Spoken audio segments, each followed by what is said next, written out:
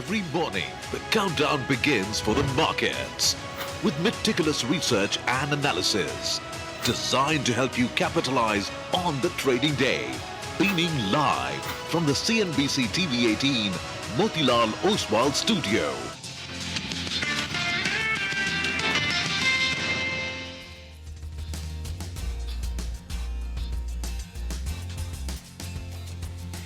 Good morning. Hello and welcome to Bazaar Morning Call. We are coming to you as always from the CNBC-TV18 Motilal Oswal studios. The festive season is concluding, but are the patakas just ready to light up the Lal Street? That's what we're going to talk about. I'm Surbhi Upadhyay. With me as always is Nigel D'Souza, and we have Rima joining in. And I wonder whether she will be ushering in all-time highs today. Well, indeed, I think that's the big question, right? We're about 409 points away from hitting that all-time high level of 26,277. And I think the GIFT Nifty is suggesting a very solid start, 350 to 400 points. The only question is, now that, Prime Minister Modi is not attending the ASEAN summit. So if, there was so much expectation over the last 2 days about possibly, over, next week, we will get more on that trade deal between India and US. Does that puncture the optimism to some extent? Well, that's right. I think the journey to all-time highs has started, which is good news as well. And the last 1 year was lackluster, but getting to Diwali, the fatakas definitely went off. And now the sentiment itself is positive. So, Surbhi, I think let's get straight to the action. Oh, absolutely. It's been about the Diwali diplomacy. The phone call that happened, that's been dominating headlines over the last 24 hours or so. And we'll start actually right there. So, yes, now, whether an in-person meeting happens or not, that remains a bit of a question. But the phone call seems to have gone well. At least that's what Mr. Trump is indicating. Now, this is as per, his own side of the story. We need to see what the MEA says today, if anything at all, if there's an official confirmation or a statement. But Donald Trump saying that, India has agreed to wind down gradually our purchases of Russian oil. In fact, he went on to say, when reporters quizzed him at the White House, he went on to say that by the end of the year, it should pretty much come down, and the reduction could be as much as 40%. Before we do anything else, let's actually hear out that soundbite. This is Donald Trump at the White House discussing his phone conversation with Prime Minister Modi. India, as you know, has told me they are stopping. It's a process. You can't just stop it. But by the end of the year, they'll be down to almost nothing. That's a big thing. There was almost 40% of the oil. India, they've been great. Spoke to Prime Minister Modi yesterday. They've been absolutely great. So the tone and tenor of that commentary seems to be indicating that there is a thaw. Now, is it the final breakthrough or not? That's what the market needs to understand, and we'll wait for more inputs, like I said, from the Indian side today, if there is any sort of an official statement. Because remember, the last statement that came in didn't say too much. It just spoke about national interest. So we'll wait by.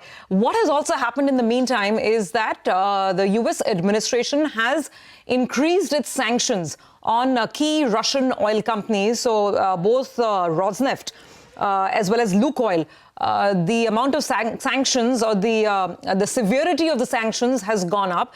This has led to a spike in oil prices. So technically, if it was not for this Diwali phone call, this would have been a big negative for India, because oil has jumped with Brent now over $64 a barrel. So we're talking about 3 to 4% kind of a rally coming through in the last 2 trading sessions or so. So that remains a big watch point. Now, on the market action, it was a down day on Wall Street last night. Twin factors playing out. One, there is some sense of trepidation around what happens. Will there be some sort of curbs on export of U.S. software to China? So China, U.S., and the hawkish talk there is a bit of a concern point for Wall Street. And then earnings, and there was a flurry of earnings yesterday, and some big reactions actually. Tesla was down 4%. Tesla has managed to show top-line growth finally after 2 quarters, but the bottom-line growth was not in line with street estimates, so that stock was down in extended trading hours. IBM is down 6%, despite meeting street expectations, because some people are arguing their software revenue is not growing fast enough. Netflix down 10% after earnings as well. In fact, 3/4 of the S&P 500 companies that have reported so far, they've actually beaten estimates. So overall, it's been a good season, but the last couple of numbers that have come in, Wall Street, of course, taking some profits on the back of that. Nothing but much in dollar and yields. It's going to be all about the US CPI data. Remember, we are hardly getting any data because the US government is still in shutdown mode, 22 days and counting. But CPI numbers should come out on Friday, so the market will take its cue from that. But for us, the signs or the hopes of a thaw, coupled with the momentum and the sentiment, the big question is that will we indeed get to those all-time highs? That level is 26,277, and we are barely 400 points away from that. Let's pull up the implied open. As Rima was also pointing out, the GIFT Nifty has been very strong, and the implied open, look at that, almost 400 points up. So will today be the day? Nigel? Well, that's right. You know, it gets a little tricky. We're going to start off 400 points higher just for the day's trading action. But clearly the direction is upward, and the bulls, they are back in play. And you have a couple of positives that are playing out, right? Hopes with regard to the US-India trade deal. And also earnings season hasn't been that bad, actually, which raises hopes that the second half of the year will be quite good.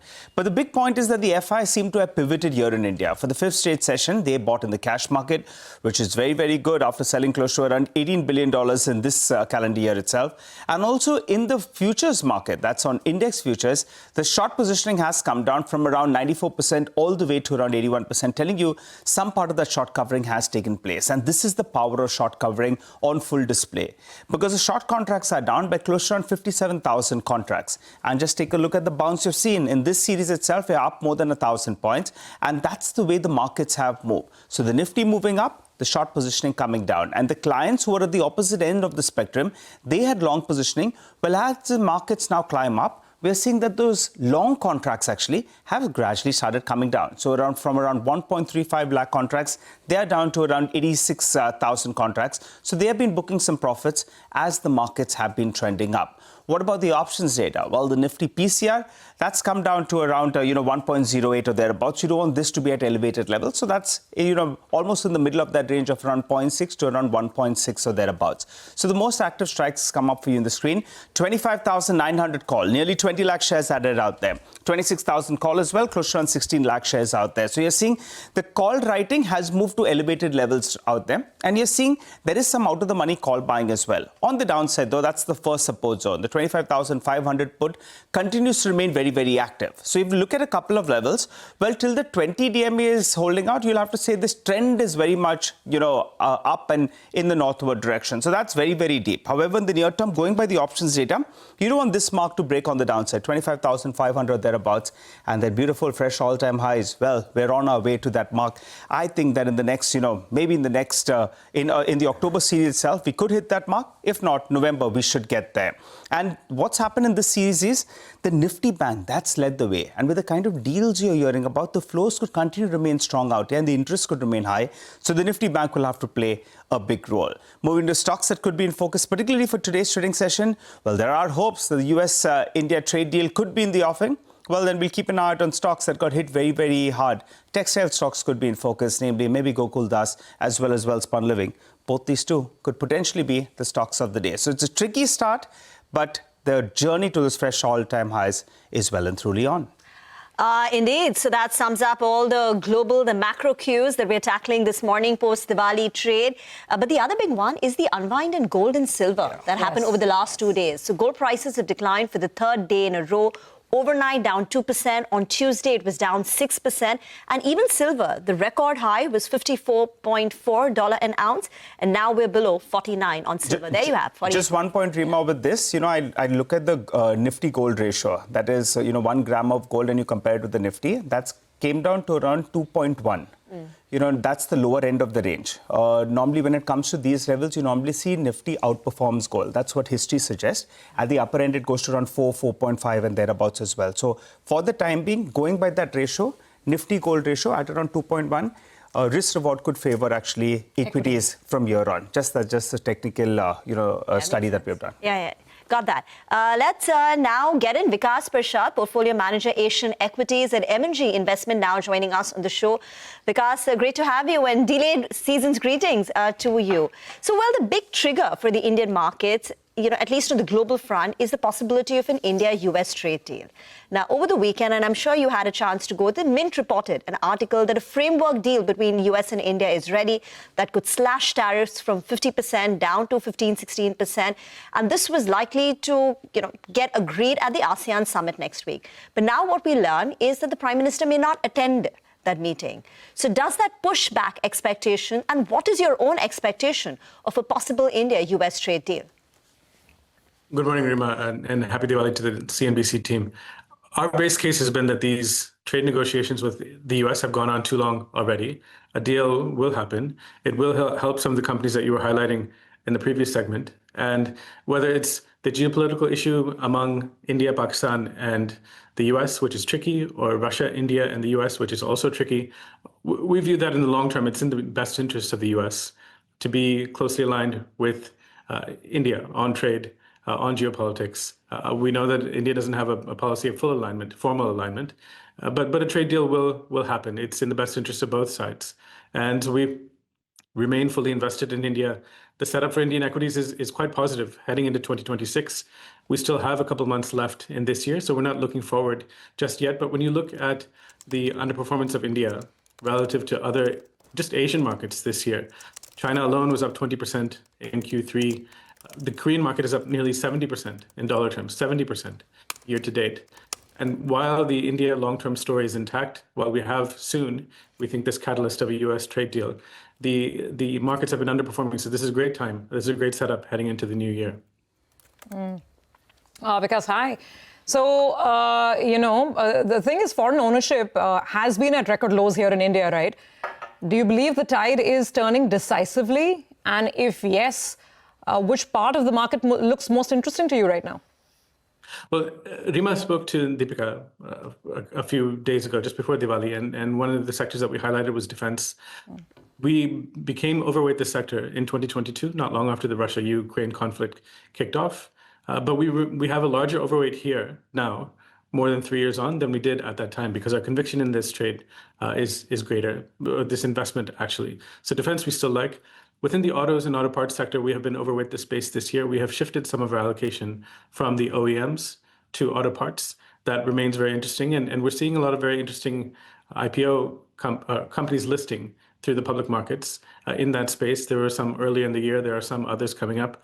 On the point of IPOs also, we're sifting through a lot of these. India has been the most busy IPO market in the world in the post-COVID period. Nearly 1,000 IPOs already from the start of calendar 22. It's the busiest market again this year. 1 in 3 IPOs in the world has happened in India this year. Many of them have been small, or most of them have been small, I should say, but there are a lot of very interesting small and medium-sized businesses coming public that investors should be spending time on. The initial trading bump has been lowest actually in India compared to other markets. China has led the way in Asia this year. That is also another opportunity for long-term investors. And so defense, autos, auto OEMs, and parts, a range of companies in the IPO market. I should also add where we remain underweight. The IT services sector, we have one of our largest underweights there across the portfolios. This is a sector we have been very overweight in the past. Nothing we have learned in the past 3 earnings seasons, the last 3 quarterly results periods, has changed that. In fact, we're more underweight here than we had been at the start of the year. Consumer staples, similar. But on the consumer side, partly because of GST and other reasons also, we have reduced some of that underweight. Hi, Vikas. Good morning and good to see you in. Nigel on this side, extending greetings to you, your team, as well as your family this Diwali. That said, I wanted to view actually on the AI themes. In India, we have missed out on that big AI rally. But what's your view on this entire AI theme? Sometimes that enthusiasm gets into euphoria. Do you think AI is gradually getting into that bubble territory, particularly in the US markets, because they've driven most of the gains out there? Most of the capex is being accounted for on AI itself, and some of those stocks have gone through the roof. So what's your view on this potential AI bubble? And since India didn't participate on the way up, potentially, if there is a bubble, then we stand to gain, because now our companies are making that move towards focusing more on AI.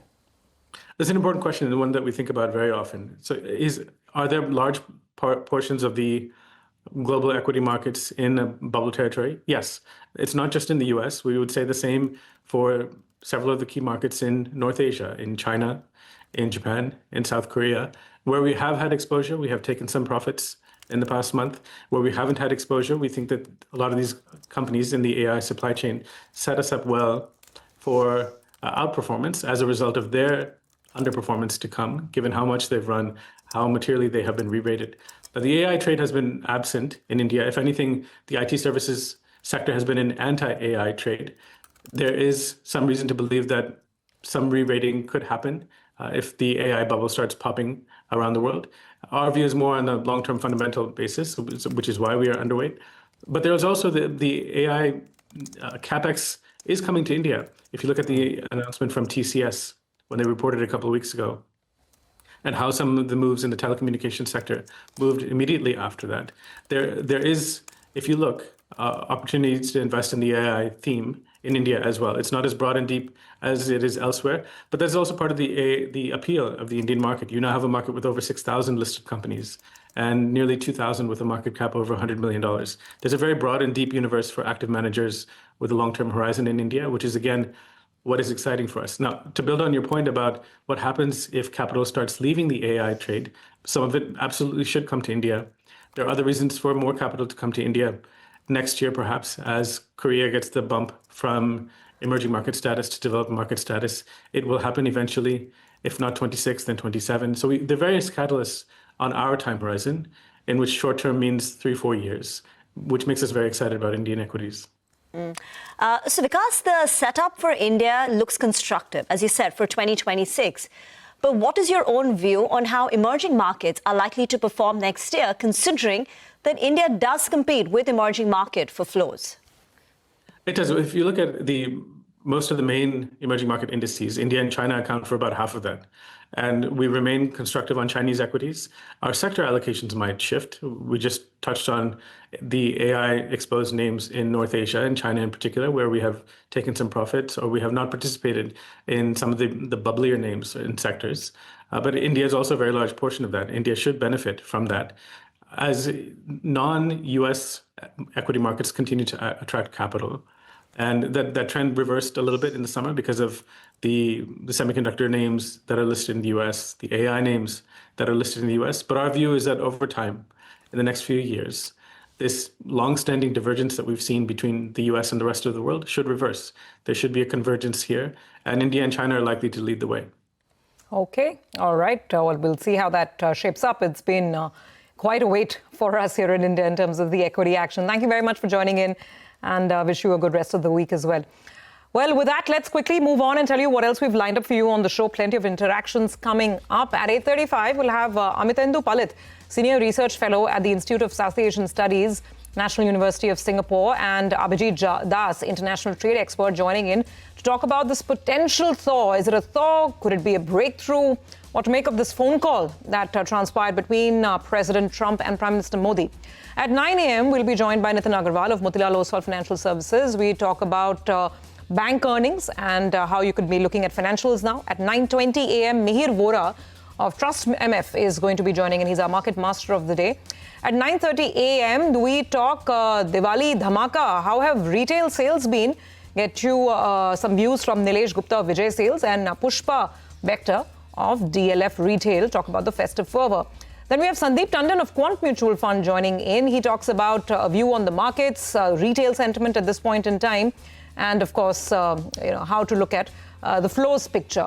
At 9:50 a.m., we have Jay Kale of Elara Capital joining in. We'll talk about the expectations from the auto sector in this earnings season. And towards the end of the show, Prashant Kumar of Yes Bank joins in to talk about the bank's Q2 earnings performance.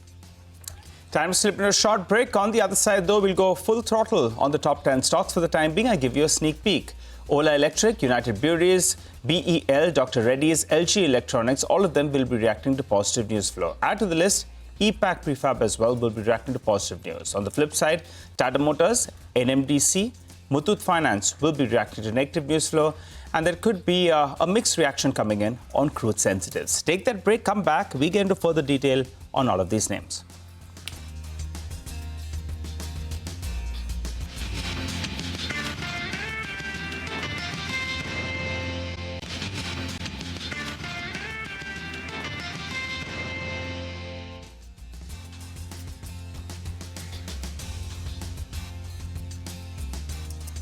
Welcome back. You're watching Bazaar Morning Call, and it's time to talk about stocks. What happened over the last 2 days? This is CNBC-TV18's list of top stocks for the day. And first up, it's going to be about auto. Sudarshan now joins in with the latest on Tata Motors and Ola Electric. So I have two stocks. First one is Tata Motors. Now there is a report from the Cyber Monitoring Center. It's the agency basically tracks if there is an impact from cyber attack. Now, as per the Cyber Monitoring Center, Tata Motors basically because of the cyber attack that JLR had faced, it might incur loss of more than rupees 6,000 crore. Now the production earlier, as per company, it was expected to start or resume from the month of November. Now the Cyber Monitoring Center is saying that the production, full-fledged production, can start only by January of 2026, and JLR might face certain more complexities ahead of the production restart. But the negative that I have given, it's only sentimental because worst seems to be factored in, and now the sales that Tata Motors is reporting for both passenger vehicles and commercial vehicles for Dhanteras or say Navratri, the sales have been very strong. So I won't be surprised if there is any recovery. For if it opens in the red or if it opens in the green, it might extend gains as well. Second stock that will be in focus is Ola Electric. It has announced that it would consider fundraising via equity issuance or other modes in the board meeting that is likely to take place on October 25. And apart from this, there is another news that one of the employees had committed suicide earlier this week. And after that, company has come out with its clarification saying that it's cooperating with investigative agencies in all the probe related to that matter. Okay, all right. Thanks a lot for that, sir. I'm looking at NMDC and the stock could open up in the red. The reason is yesterday they announced that they've gone ahead and revised their prices both on lumps as well as fines. It's been revised down by close to around 500 to around 550 rupees per ton. Remember, JSW Steel, I had spoken to them a couple of sessions ago, and they had indicated that probably there could be a price cut that will come about, and they expect iron ore prices to dip. So it was unexpected lines that we're likely to see a price cut. However, the quantum is much higher than what the street was working with. I think most on the street were in that vicinity of around 250 to 300 rupees. So at 500 rupees, it's much higher than what the street was working with. NMDC, it appears now the focus has shifted to volumes. Because pricing is what they have cut, and the first half of the year they've done only 40% of their yearly target. And you have Lloyd Metal that will be supplying the market with additional iron ore. So it appears because of that, they're going for volumes, and so they've cut pricing. Expect the stock to open up in the red. And for some of these non-integrated players on the iron ore front, like a JSW Steel as well, they could potentially gain because their input cost goes down. So red on NMDC and maybe some green for some of these ferrous names. But time for a beer. Manglam joins in to tell us about the news flow that's coming in on United Breweries. Hey, Manglam, morning. Good morning. So we had Heineken, the international parent of United Breweries, numbers that came out. And in that, we are drawing from their commentary for the India business. And a couple of things stand out. They said that the India revenues grew mid-single digit and beer volumes fell due to monsoon. So that was expected because, the second quarter is usually the weakest for the beer industry. But their premium brands continued to do well. So Kingfisher Ultra Max as well as Heineken Silver and Amstel Grand, all of them drove low-teen volume growth in the premium portfolio, whereas high single-digit expansion happened in the price mix, and which was offset by a mid-single-digit sort of decline in the volumes.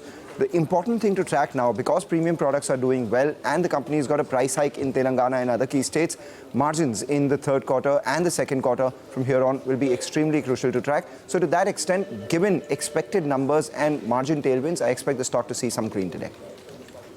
Okay, all right, got that. Thanks, Manglam. So United Breweries on our radar. Let's hop across to Vinny. She's watching out for a couple of stocks as well. Vinny, morning. Which ones are these?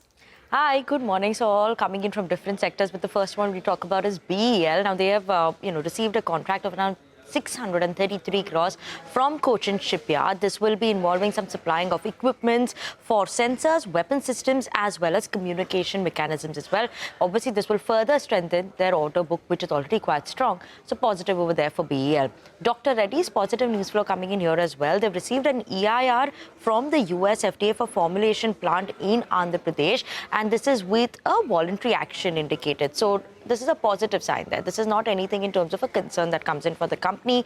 Only minor observations were made in this, and officially now the inspection has been closed. So a VAI, that's a voluntary action indicated, positive for Dr. Reddy's. LG Electronics, let's keep an eye out on that one as well. After BofA Securities Europe has actually bought 66,000 shares in the company at a price of around 1,656 rupees. So we could see a bit of an up move for electronics, LG Electronics India as well. Muthoot Finance, that could be in focus, and other gold financiers could be in focus as well as gold prices. They've seen a fall coming in the last few trading sessions. Overnight also it's fallen 2%. Tuesday it was down almost 6% as well. And do not forget, Muthoot obviously has most of its exposure that comes in from gold financing side. Vast majority of its book is over there. So that is why a bit of a red is what we could see here. Lastly, EPAC Prefab, that is the next stock that we'll keep an eye out on. They reported their numbers, revenue up 61%, EBITDA good growth over there as well. Margins seeing an expansion of around 80 basis points, 11% is what the EBITDA margins came in at. And a good order book is also what the companies managed to see with growth in terms of profit of more than 100%. And we could expect green here on the screen for the stock. Thank you very much for that. EPAC Prefab is one of the most recent listings. 1st of October, the stock had listed. The company had raised about 500 crore via an IPO, and the issue price was 204, and now they reported their H1 numbers. But crude prices have seen quite a surge on the back of the sanctions on two large Russian oil companies by the US. Manisha now joins in on how crude sensitive might perform today. Well, thank you for that. Well, yes, crude oil prices are off their 5 and 6 month lows for both the varieties, and we've seen 2% of gains come into the Asian markets right now. U.S. announcing sanctions on Russia, and then European Union imposing fresh sanctions on Russia's shadow fleet of tankers, even LNG imports for that matter, is what really seems to be supporting markets. Well, for the longest time, it was believed that there perhaps could be a truce, even a ceasefire, and we wouldn't see supply disruptions, especially coming in from Russia. That is something that the market seems to be exploring in positive right now. The support also comes in from the fact that there is a decline in the U.S. inventories. Markets were anticipating a build-up of 2.2 million barrels. Instead, you got a decline of 0.96 million barrels, and that in turn seems to be supporting crude oil prices as well. Well, for the month of September, we were in the negative. This perhaps is a third straight year where crude could be heading negative as well. But for the week, we suddenly have turned positive. And for the month of October as well, it's trading in positive for the crude oil prices right now. Absolutely, Manisha, yes. So we need to watch out for the reaction, and we'll see if there's any reaction on the oil marketing companies as well because of the sanctions, the additional sanctions that have been imposed on Lukoil and Rosneft. So the OMC is on our radar.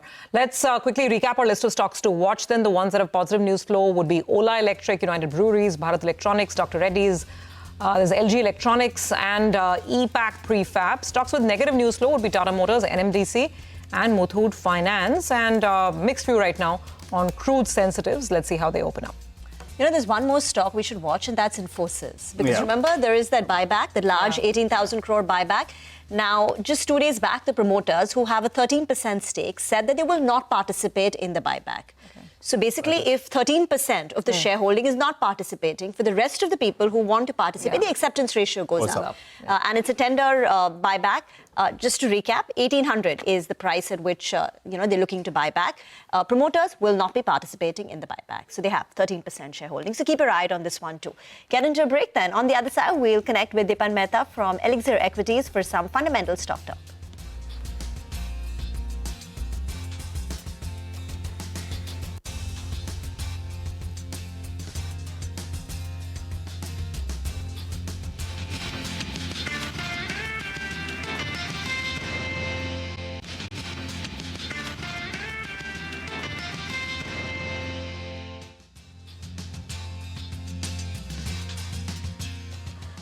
Welcome back. You're tuned into Bazaar Morning Call. Well, to help us out with some fundamental analysis, we're joined by Dipan Mehta, Director at Elixir Equities, who joins us on the show. Hi, Dipan. Good morning.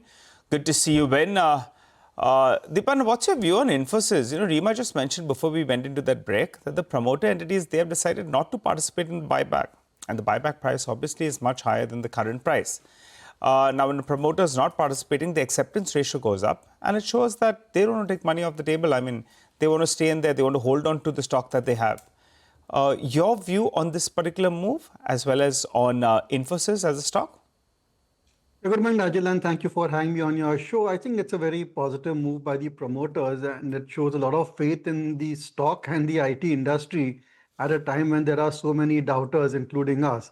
So there's going to be a great arbitrage opportunity, I think, and certainly, you could buy some shares, offer it in the buyback, and then sell off the rest of the shares post buyback.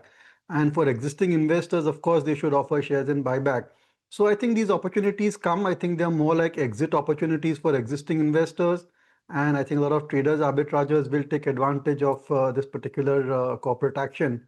But by and large, we still remain unconvinced about the short, medium, and long-term prospects of the IT industry. As a thumb of a rule, we want to buy companies which can grow higher than the nominal GDP growth rate of India. And I don't think software services companies, by and large, are meeting that criteria. So for us, a whole host of software services companies are an avoid. There could be a few exceptions.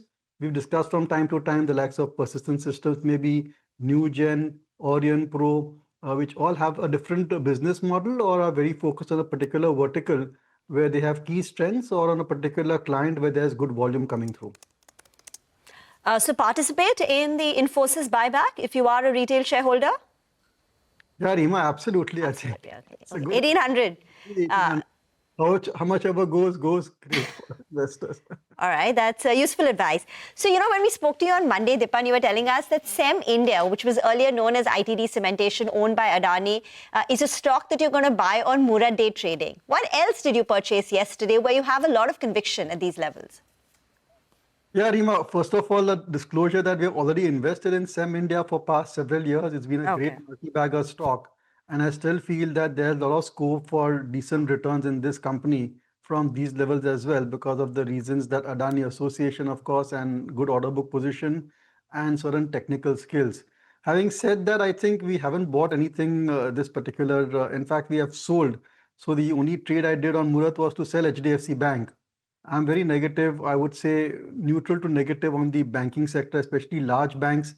That entire industry is becoming extremely beyond red ocean, I would say. And these kind of net interest margins are just not sustainable. So although the larger banks may have 15, 17% type of loan growth book, but I don't think it will percolate to higher net interest income because of lower net interest margins per se. And by and large, I think the best days of the large banking industry are well behind them because of the competition. So I want to avoid all the larger banks, especially the private sector banks. So you completely exited HDFC Bank now, and the fact that NIMs are not sustainable. I thought the assumption is that in Q2 NIMs bottom out and it's going to be a U-shaped recovery in NIMs. So why do you think NIMs are not sustainable? And do you own any private sector banks or you've completely out? Well, see, I agree. There could be nominal up moves in the net interest margin, but on a broader level, 3 years, 5 years, 10 years, these net interest margins are going to come off significantly. And look at the numbers which have come through from the larger banks, be it ICICI, Axis or HDFC. Their net profits are just not able to grow beyond single digit. And that's very disappointing from an investment perspective. So we are in the process of exiting almost all the private sector banks, which we have held for decades. I mean, HDFC, IndusInd, Axis Bank, ICICI Bank, they've been in our portfolios and our client portfolios for a really long time, generated great amount of wealth for us as well. But I think the entire complexion of the industry has changed. And now it's extremely competitive. The main reasons why the private sector banks did very well because of technology and going into underbanked areas, a higher service levels. I think a lot of these advantages and secular positives are over and done with. But it's a big industry and a very large weightage in Nifty. So one should be selective, still positive on a few select NBFCs and smaller PSU banks as well, where there's scope for PE re-rating. But the larger private sector banks, I think one needs to be very careful. I don't think they will outperform the index as they have done in the past 20, 30 years or so. That particular phenomena, according to me, is over and done with. I could be wrong for a year, 6 months, a year or so, but I see better opportunities elsewhere. Okay. All right. Dipan, stay on. We'll have more questions for you in just a bit. But let's also address the big story that could really be the trigger that the market is looking for. And could this be the trigger that actually catapults us to fresh all-time highs? I'm talking about the hope of a breakthrough between India and US when it comes to trade relations. Let's first play out the soundbite that we got from the US president overnight, where he's speaking at the White House, talking to reporters and discussing his phone call with Prime Minister Modi, saying that India is doing all kinds of great things. And at least he's expecting India to wind down its purchase of Russian oil by the end of the year. Take a look. India, as you know, has told me they are stop. It's a process. You can't just stop it, but by the end of the year, they'll be down to almost nothing. That's a big thing. That was almost 40% of the oil. India, they've been great. Spoke to Prime Minister Modi yesterday. They've been absolutely great. Okay, so that is the US president. Now, we don't have any sort of an official confirmation yet. But what is happening behind the scenes? Well, let's bring in Parikshit. Parikshit, I mean, that statement from the US president clearly is giving a lot of hope. But you tell us, what are you understanding? I mean, the behind-the-scenes trade negotiations, is there some progress? And could we be seeing a deal soon? Sources tell CNBC-TV18 that India and US have had positive negotiations on the proposed trade deal. Both sides are discussing the final contours of the trade agreement. India and United States are looking at an ambitious trade deal, which is a win-win for both nations. Prime Minister Modi and President Trump will have to take a final call on the trade deal. India has increased oil imports from United States by 60% year-on-year due to diversification efforts. We are in talks with the United States for an expansion of the energy partnership, but there has been no compromise on India's core interests in agriculture and dairy. While President Trump has claimed that India will stop buying Russian oil, statistics show that this may be more of a pressure tactic in the ongoing trade negotiations than a reflection of any significant policy change. According to latest data sourced from energy tracking firm Kepler, there is no visible sign of a reduction in Russian oil imports. Indian import of Russian crude is 1.8 million barrels per day in October. That's an increase of 250,000 barrels per day compared to September. Russian crude accounts for 34% of total imports and still comes with compelling discounts. Given India's balanced foreign policy stance, any blocking of Russian imports seems unlikely. According to Kepler, Indian refiners could make a token reduction of Russian oil imports by 100 to 200,000 barrels per day. Now, when we look at India's expanding energy partnership with the United States, crude imports from there in 2025 have increased to 295,000 barrels per day compared to 199,000 barrels per day in 2024. Kepler analysts have said that India has limited upside to take US crude to around 400,000 to 500,000 barrels per day. This is because US grades face higher outright transportation costs. There are also compatibility challenges with Indian refining systems. So while India will import more crude and LNG from the US to address the trade deficit, it may be very difficult to shut off Russian oil imports altogether. It's all about those Russian imports, right? That's where the needle seems to be getting stuck. Parikshit, thanks very much. That's really helpful. It gives us some context and some background to where things stand as of now. Amithandu Palit, Senior Research Fellow at the Institute of South Asian Studies, National University of Singapore, is with us. We also have Abhijit Das, who's a noted international trade expert and the former head of the Center for WTO Studies. Gentlemen, thank you so much for joining in. So every time we get a soundbite out of the White House, I mean, hopes go up. But as our colleague was just, discussing, and that's his source-based information, there seems to be some headway. Now, on the issue of Russian oil, Mr. Palit, now, would it be okay to give in, a card that you have to play to perhaps win the overall hand? I mean, is that how you would look at it? Because that's the biggest logjam over the last month and a half, 2 months.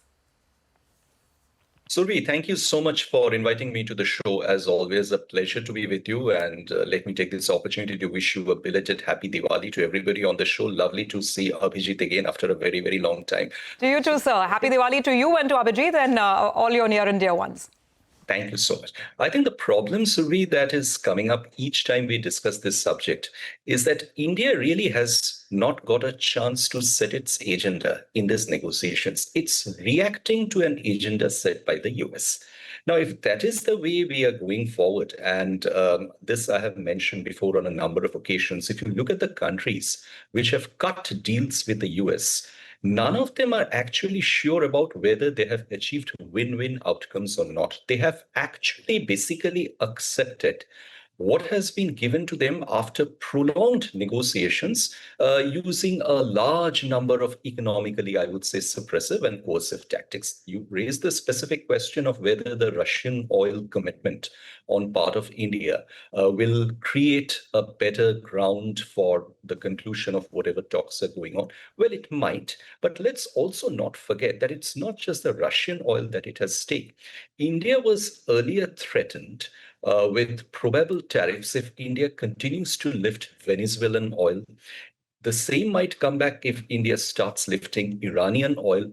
And always there is this larger issue of India picking up oil from anybody from within the BRICS group. So I think if there is a conclusion that is being looked at, we need to accept it with the view that this is just going to be a pause. Maybe if one can take the risk of defining it as a ceasefire, there's going to be a pause, but this is not going to end. There's more that is going to come by way of India, by way of more extractive demands, which will take away the 25% in the beginning, the secondary tariffs. But let's not forget there's another 25% that we need to handle, along with transshipment tariffs and the Section 232 tariffs, which are a large number of tariffs by themselves. And Survi, I'll end by saying that perhaps the time has come to reflect on the fact that what if the reciprocal tariffs are struck down by the US Supreme Court, which they're quite likely to be. In that case, this whole bunch of negotiations will actually become, nothing.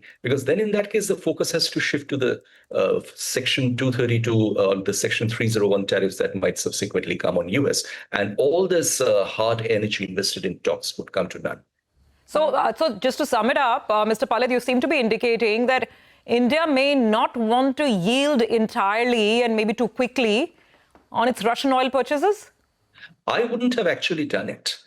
I would have taken my time to watch out and see that what's panning out, because honestly, there's no end to it. The history of the last 6 months and even prior to that shows that the way things are panning out right now, it's a geo-economic turf battle. If India commits to something with respect to United States, there are going to be pressures that are coming from the other side. Unfortunately, India is one of the largest middle powers in the world, is caught in this game between the US and China. Europe is suffering from it. Australia is partly suffering from it. There are other countries who are going to face the brunt of it. The room for maneuver for India at this stage is somewhat limited because, as I said at the beginning, India is not setting the agenda for any of these discussions. So it's best for India, perhaps, to just take stock of the situation as it emerges, look at various scenarios, and none of the scenarios, trust me, is going to be a win-win situation. Mr. Das, come in, right? What if India were to make just a token reduction in the Russian oil imports, as our colleague Parikshit was talking about, say 100, 2,000, barrels per day? Would that give Trump an optic of a win and enable an India-US trade deal? Because, this India stance on this energy security, because of that, our negotiations have been very, very long drawn out. It started in the January of, 2025, and we've still not managed to conclude a deal so far. So what if, we were to just cede a little bit of space, a token reduction in Russian crude oil purchases? Would that help? Is that the right strategy to do?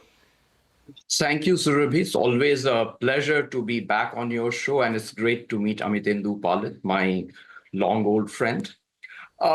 Let's remember that the Russian oil purchase is a negotiating chip in US pocket. To what extent they will use it, we have already seen negotiations have got drawn out because of it. Certainly a token reduction might help, but that has to be seen in the larger perspective of what is US getting in return from India, and how comfortable would India be in conceding to the US demands. And those demands would be in the area of agriculture. It could also be in the area of digital trade. So the extent to which US wants to leverage the Russian oil deal to extract concessions in other areas, that is what will determine the overall contours of the deal. And I would really agree with Amitendu that there is no finality ever to any deal with the United States under President Trump. We might have something today, and for some other reason, Trump might impose additional tariffs in the future, even after the deal. So we need to be cognizant. We need to keep some chips, some concessions in our pocket. We should not give all the concessions at one go. So to cut a long story short, yes, the prospects of a deal have brightened. bit of a token reduction in Russian oil purchases will provide President Trump the necessary optics for declaring victory. But at the same time, India needs to guard its red lines, not only in agriculture, dairy, but also in the sector of digital trade. All right. Mr. Das, hi, good morning, gentlemen, and thanks a lot for joining. And Mr. Das, I wanted to ask you about what would qualify as a win for India. And what would qualify as a failed attempt? Because there has to be some give and take. They have to meet at some line. But what would qualify as a win? Win for India really would be if we look at what were the tariffs when President Trump and Prime Minister Modi agreed to initiate negotiations on a bilateral trade agreement. That was on 13th February. So a real win for India would be while we reduce our tariffs, US also reduces the tariffs which prevailed on 13th February, which is very unlikely to be the case.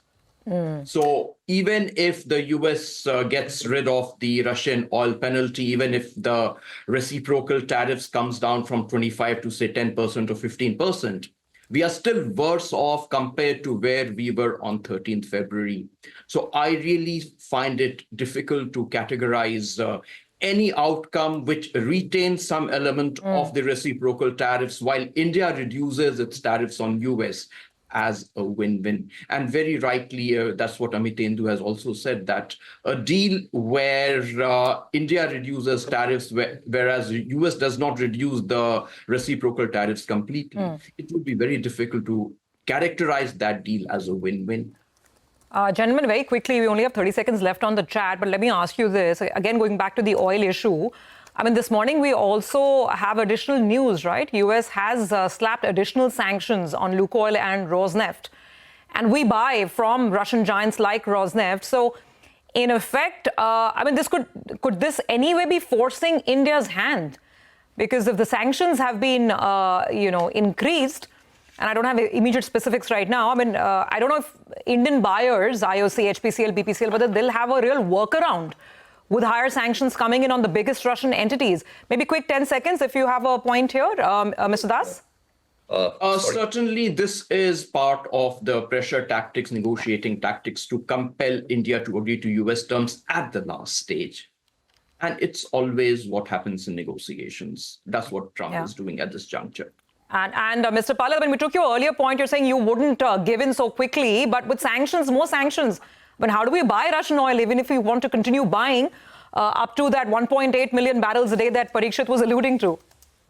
So, the quick point that I'd like to make here is that, you see, tariffs are beginning to end as a geoeconomic ploy. They have had their run. It's now going to move to other directions. It's going to be refinery-specific sanctions. It's going to be a large number of other ploys that are going to come into play. Unfortunately, India is going to be at the receiving end of most of these because of its economic size and the depth of its engagement, not just with the United States, but with the global South.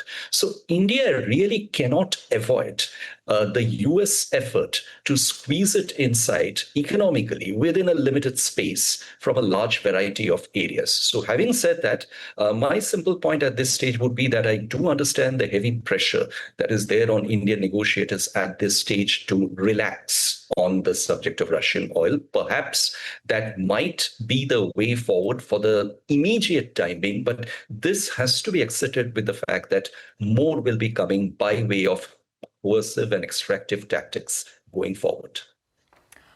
All right, gentlemen, let's see how this indeed evolves and whether at least, as Mr. Pallad is saying, even if we get that pause, if not a final, cessation of trade hostilities as it has come to pass. Thank you so much for joining in. Valuable inputs, and we'll keep talking to you as the news evolves on this front. Thanks for being with us today. We do have to take a very quick break. Back with markets full throttle on the other side. Our technical experts are going to be joining in, Mitesh Thakkar and Sudarshan Sukhani, with today's trading setup and the trading ideas.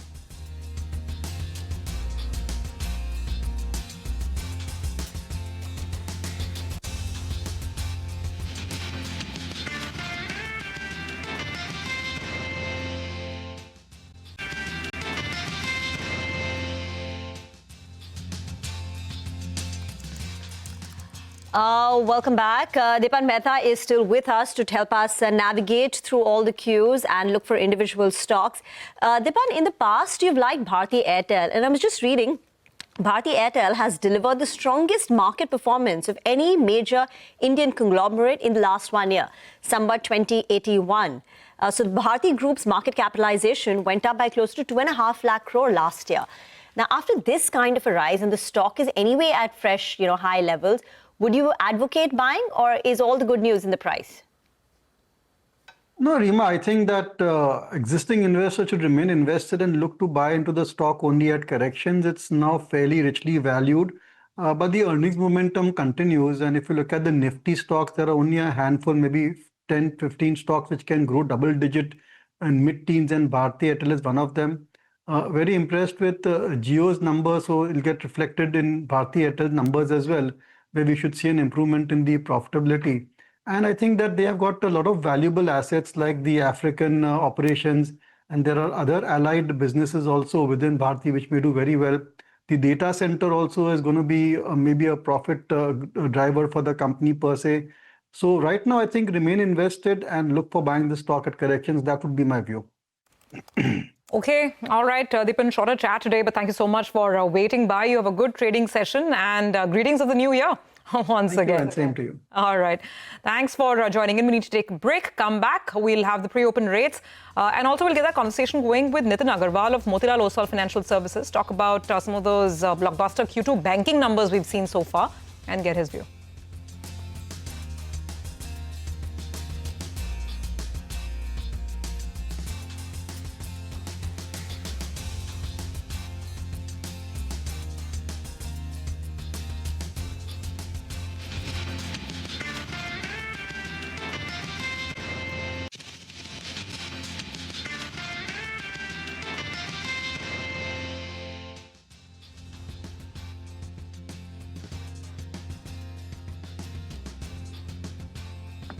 In a few seconds, we'll be getting the pre-open rates, and as the GIFT Nifty has been suggesting, we are bracing for a bombastic start, actually. Maybe a big gap up is what we could brace for. But how do you trade from there? Well, to help us out with that, we have Sudarshan Sakani of Technical Trends, as well as Mitesh Thakkar of Bonanza Portfolio, who join us on the show. Good morning, gentlemen. Happy New Year.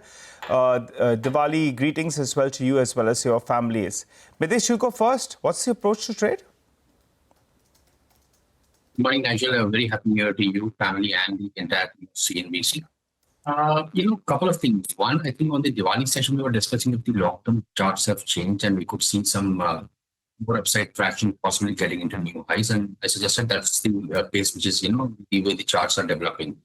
So I think good chance that we'll see the rally spill over for many days to come by. But first thing, that the highest weekly closing we got last time was around 26,180 and the intraday high was around 26,277, and we might open around that range. So as a trader, I think my instinct would be that if you're close to the previous highs, take mild profits off the table, say 1/3 of your commission, and see if there's strength to continue immediately, or there will be some profit booking and you'll get a pullback to re-enter. So I think that's the only case, but otherwise the directional bias, stock-specific bias all remain on the long side. Okay, all right. So, getting ready perhaps for those all-time highs. Let's see if it happens today. Sudarshan, good morning. Good to have you as well. What would your approach be? Mitesh was just telling us that if we do hit those, glorious levels, then he would maybe take a little bit of profit. How would you approach the day? Yeah, good morning. Well, I'm delighted. For the last 15 days, I have been saying this is an uptrend. Buy every dip, buy every consolidation, and keep your long positions. And the market has been rewarding us, and today we are getting a very big reward. This is a very good time to take all your profits, not partial, not little. We have known that big gap ups lead into significant consolidations. Remember we had 1,000-point gap up when the Sindoor operation was entering into a ceasefire, and then we went into a huddle for 3 months. So this is a very large gap up. This is the time to take profits and close all your Nifty positions. Don't do anything. Blank your money. Okay, for now at least, going by the pre-opening rates, gentlemen, it doesn't look like it's going to be a big gap up. I think the Nifty it's climbing now.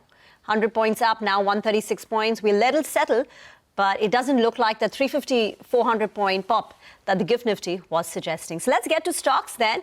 Mitesh, what would you recommend trading today? Good morning. I have all buy calls today, a few IT names also on the list. Infosys, which had a gap up, kind of slipped off during the trade, but the gap up remained. The gap didn't get filled, and the indicators are all positive. So buy here with a stop at 14.55 for a first target of 15.15. A buy on Biocon with a stop at 360 would suggest targets of around 378 to about 380. A buy on HCL Tech with a stop at 1470 for targets of 1525. And IDFC First Bank is something which I've recommended many times in the last few days. Now can be bought afresh with a stop below 75.5 for targets of 80. Got that, two IT stocks, Biocon and IDFC First. Sudarshan, the call is to book profits. So what trade would you do on individual stocks? The call for the Nifty. Individual stocks often have their own paths. So for the Nifty, I am very clear. For individual stocks, there is a buy list, all buy list. You can't sell in this market. Adani Solutions is a buy with a stop under 920. BEL is a buy with a stop under 405. Coal India is a buying opportunity with a stop under 375. And finally, Indus Towers is a buy, not just for the day or for the as a swing trade, also as a positional trade with a stop under 330. Okay. All right, gentlemen, thank you very much for your trading advice. We'll come back to you a little closer to market open. For the time being, a quick glance at the screen. It's almost a 200-point up move on the Nifty, more measured than what the GIFT Nifty was indicating. Infosys, Eternal, Dr. Reddy's, TCS. These are some of the early leads this morning. Let's shift the spotlight now on the banking sector, because it's really banks that have been leading this leg of the market's up move. So is there more steam left going by the earnings that we've seen? We have Nitin Agarwal joining in from Motilal Oswal. Nitin, season's greetings to you. Hope you had a great Diwali. Thanks for joining in this morning. So let's start with the big blue chip boys, HDFC Bank and ICICI Bank. I don't think there was any complaint in the numbers. But how much of it is already captured in the price? And, what's your stance on these two?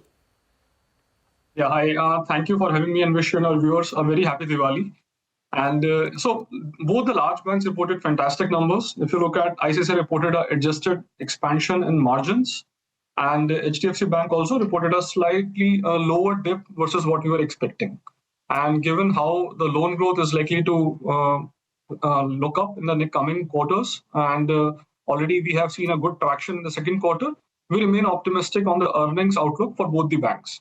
Though after such a good results, we have not seen as much of an up move. Rather, the performance was relatively modest on the trading day. But I think that this is a very short term to look at it. We remain positive on both the names, and we think that they should ideally deliver somewhere in the high teens over the coming year. Okay. Nitin, so far we've got a bulk of the numbers out. I think just awaiting State Bank of India and some others. What's been the aggregate earnings picture from the banking stocks this time? Have you done the analysis? And how would it compare with the expectations that you had at the start of the quarter? Yeah. So, see, this quarter is likely to be the bottom in terms of the earning growth. We were already at flat numbers in terms of the YOY growth in first quarter. And this quarter, we expected this growth to decline to -7%. But given how the numbers have trended so far, we believe there is a fair chance that this deceleration will moderate. And while we may still be in the negative, but it will be lower than 7%, what we projected. But the outlook on earnings is certainly looking a lot more stronger with the kind of resilience that you have seen in margins across the board. So several banks have reported margin expansion, and the decline for almost everybody so far is lower than what we have estimated going into the quarter. Okay, all right. Hi, Nitin. Good morning. Good to see you in, and festive greetings to you, your team, your family as well. Besides earnings, the other big talking point is about these big deals. Suddenly, the interest for Indian banking names has gone up tremendously. The smaller banking names. We saw Yes Bank, there was a deal out there. Of late, we have that RBL banking deal did get announced. And, people putting in $3 billion plus into the bank, telling you the kind of interest out there. How much of the good news has played out for RBL Bank? What's the rating I'll have? So we have further increased our target on RBL Bank. We upgraded the stock 3 quarters back, and looking at the outlook as to post the deal and the new opportunities that will unfold, we may have maintained a positive stance and raised the target to 360 on the stock.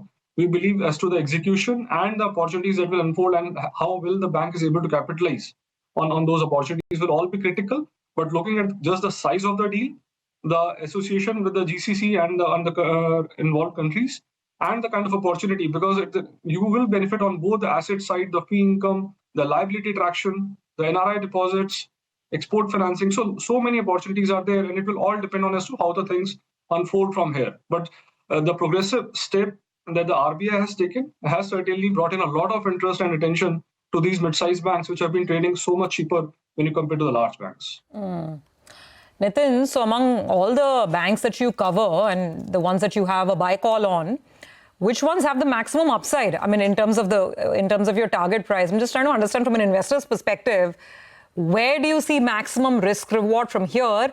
And also throw in a word on IndusInd Bank. Now, it's still dealing with its issues. There's still a cleanup going on, write-offs so high this quarter. But I mean, for those who are willing to take higher risk, could this be an interesting bet as well? Yeah, I think, the targets will keep on getting revised up as to how the earnings outlook unfolds. As of now, we look like that FY27 will be still a much better year, while FY26 we have started seeing a recovery. But FY27 is when we are looking at a double-digit earning growth for the sector. This year, at the preview time, we forecasted flattish earning for the year. Now this may be like a mid-single-digit kind number in terms of earning growth for the year. So next year certainly will still be in the double-digit. If all goes well, if there is not much of a rate cut impact, then this earning growth can move towards mid-teens also. That's very likely. And which is where you will continue to see the targets getting revised up. We will roll over the targets to FY28, and which is where the more and more upsides will open up. From the preference point of view, we have been positive on HDFC and ICICI amongst the large private banks, and AU, Federal are some of the mid-sized names that we have marketed in the recent quarters. And on IndusInd, to your question, I think we are still watching out as to how the execution will go. The management is still working out on the 3-year strategy, which is what they talked about on the results call. And therefore, how the ROA can quickly come back to 1% mark, which is one of the key milestones to look forward to. As of now, we are still maintaining a neutral on the stock, but certainly the downside on this name, just from the recovery standpoint and the valuation standpoint, looks limited as of now. Nitin, just one final question from my end. What is the call that you are taking on gold financiers? Manappuram, Muthoot, both up 50% since the start of the year, and they've been big beneficiaries of the rise in gold prices. So from here on, at this juncture, what is the view on these stocks? I mean, do you track it? So yes, we do track both the names, and while it's a very tricky bet at this price especially, and our official rating is neutral, but given the surge in the gold price, these stocks continue to, of course, do better than what we are looking at in terms of our growth and profitability projections. And I think given the continued uptick that we are seeing on the gold price, which is completely relentless and very sharp in terms of upswing, and I think both these stocks will continue to do better. Muthoot certainly has been doing much better in terms of growth and profitability, and which is where our bias is more towards Muthoot at this price. But Muthoot is trading at more than 3 times right now. Nitin, you still would stick to Muthoot rather than the other 2 plays that you potentially look at when you look at gold companies. Is a Manappuram that's at around 1.7 times, or even an IFL Finance that has some part of gold exposure. So among the 3, you'll still stick to Muthoot itself? I will say, Nigel, that while we are neutral on both the stocks in terms of our official rating, yes. But given the uptick in gold prices, these stocks will continue to do well versus what we are kind of writing right now, because this is very unpredictable and the uptick is very, very sharp to really fathom. And which is where we are also evaluating. But I think the continued thrust will keep these both the stocks doing better. And Muthoot certainly has done better in the last 1 year if you look at it. Okay. All right. Great conversation. Thanks very much, Nitin, for giving us your thoughts on how you're looking at the banking space and some of the top ideas there as well. Thank you for joining and have a good day. Well, quickly getting back to our trading experts. We've got Sudarshan back. Sudarshan, 910. What's the call? It's BEL. Buy BEL with a stop under 405. BEL. And Mitesh, which stock for you? I'll go with a buy on HCL Tech for targets of 1525. Okay. By the way, the stock that Rima had flagged off, Infosys, that's the top winner right now on the screen, 2.5% higher, as she had pointed out earlier. The buyback, of course, price is very attractive, still substantially higher compared to the current market price, and promoters are not participating. 1,800, right? Buyback is at 1,800, Rima. So yeah, that's the nifty winner at this point. There's also some clarification coming in on H-1B visa over the last 24-48 hours. So basically, it said that if you are a student visa on, I think, F1. I think F1. And when you transition to H-1B visa, you do not have to pay this incremental, $100,000 fee. So that's one. Secondly, if you already have an H-1B visa, but you're changing your employer, you're moving jobs, then again, it's not applicable to you. So there has been some softness, some clarifications which have come in, and that's also the reason why maybe you're seeing IT stocks on the uptick today. Okay, all right. So that's Infosys and IT. But let's look at what brokers are saying this morning and some of the topmost calls. Manglam's back with us. Manglam, what did you pick up? Well, if you look at a couple of these brokerage notes that have come in, UBS has upgraded Titan to a buy call. They have a target price of 4,700 rupees and they've raised their target price because they believe that after 2 years of consolidation and the company reporting 20% revenue growth in light of high gold prices, with the best being ahead of them when it comes to demand, all of that is pointing towards a significant earnings rebound. In fact, they have such a strong brand, consumer trust and manageable threat from lab-grown diamonds that in the long term, Titan is going to be the winner. They are projecting 46% revenue growth and 21% growth in FY26 and FY27. Obviously, FY26 growth will be led by higher gold prices. On the other hand, I think the cooling off period for Urban Company is over, and now there are a couple of initiating coverages that have come in on Urban Company. Morgan Stanley, they've initiated with an underweight call. They have a target of 117 rupees. They're saying there is a large addressable market and strong moats that the company has. However, the growth they believe is priced in. They expect their core India services net transaction value to grow between 18 to 22% CAGR, and there could be some high churn possibilities that could keep the growth calibrated. They expect the India margins could actually reach all the way up to 30%.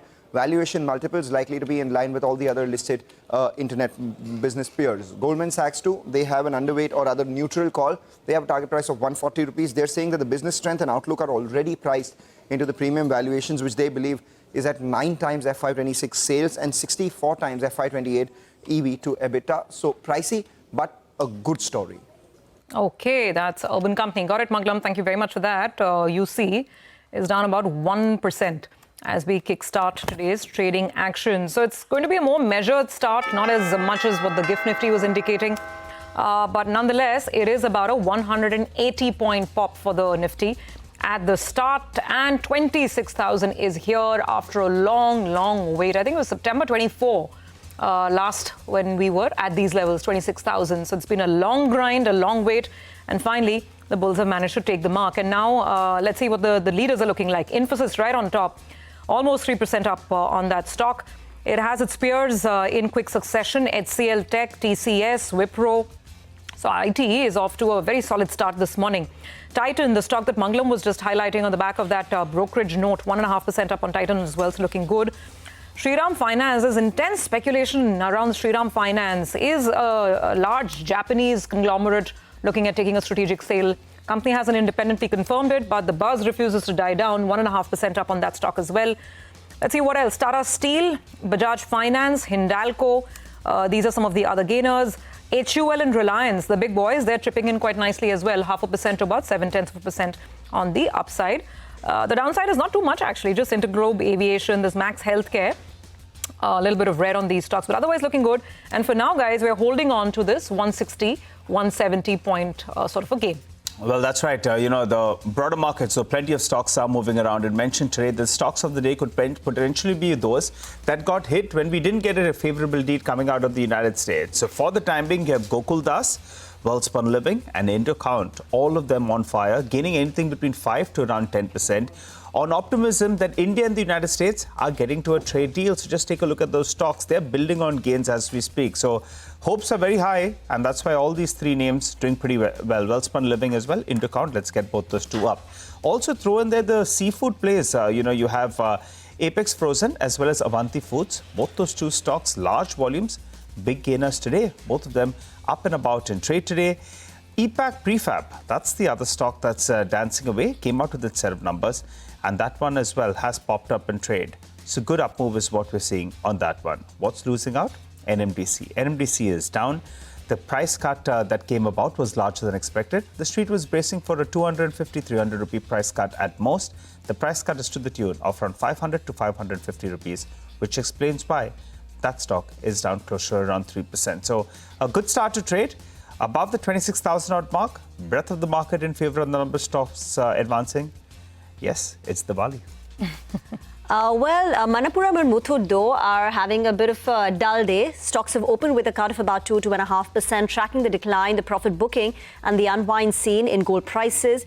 Dixon Tech, I think there is a CLSA downgrade on Dixon Tech, and that stock is lower by close to about 1.2%.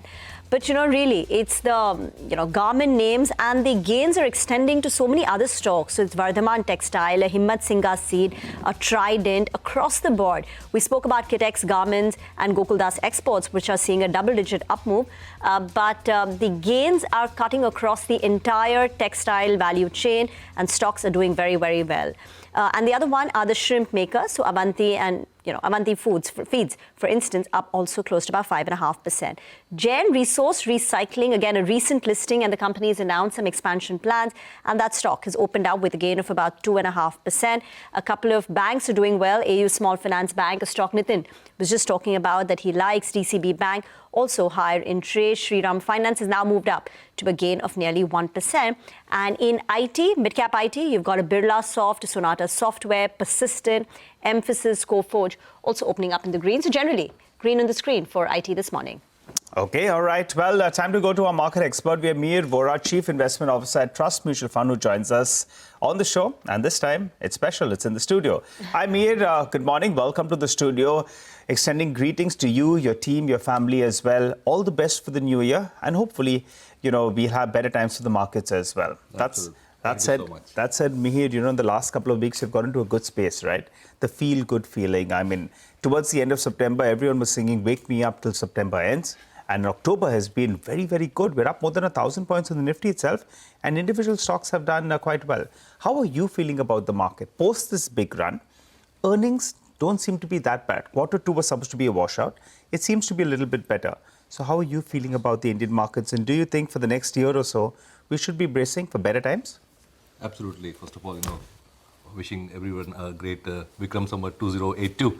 I think the situation as we start the new Samvat seems to be a little bit of a mirror image of what we had, as the situation last year. So last year there was huge, optimism, and the markets had done so well. So everybody's in the rara mood, and India actually had outperformed most of the other markets. This year we have not performed. Mihir, sorry, I'm so sorry, I'm going to interrupt. I think we'll just fix that audio issue with your mic. We'll come right back. Let's get Mihir's mic fixed up.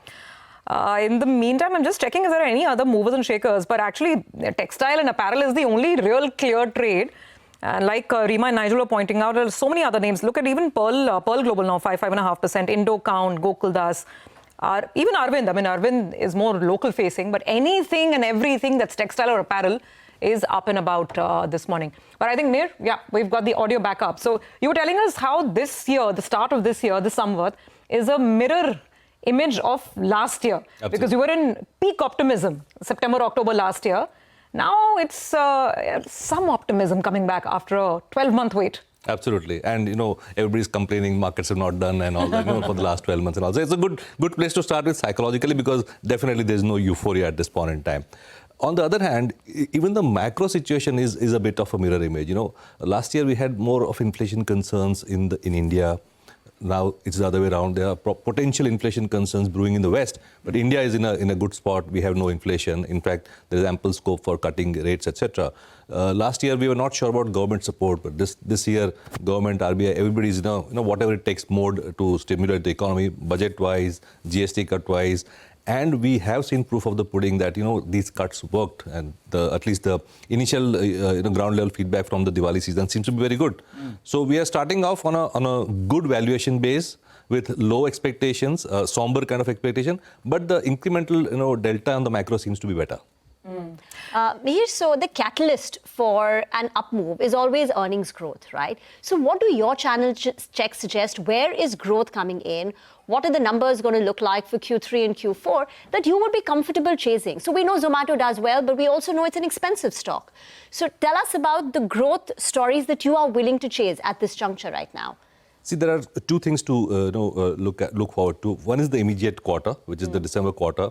And as you've been reporting, everybody's been reporting that, consumer has gone ballistic and plus 20%, plus 25% on a YOY basis. Looks like the consumption spend for the busy season. So December quarter will definitely be good. Stocks have run up. All the auto stocks, the durable stocks, the discretionary stocks have done very well. So the question is whether this momentum of consumption will sustain into the next year. If the trade deal happens and the feel good continues, then we could see that momentum continue not only in consumption stocks, but even in the financials and the investments linked segment. So that's what we are looking forward to. Are you betting on it? This quarter consumption should do well because we have the anecdotal numbers. But beyond that, what happens is what the market will also Are you look at. betting on it that the consumption lasts? Absolutely. So we have increased exposure to consumption.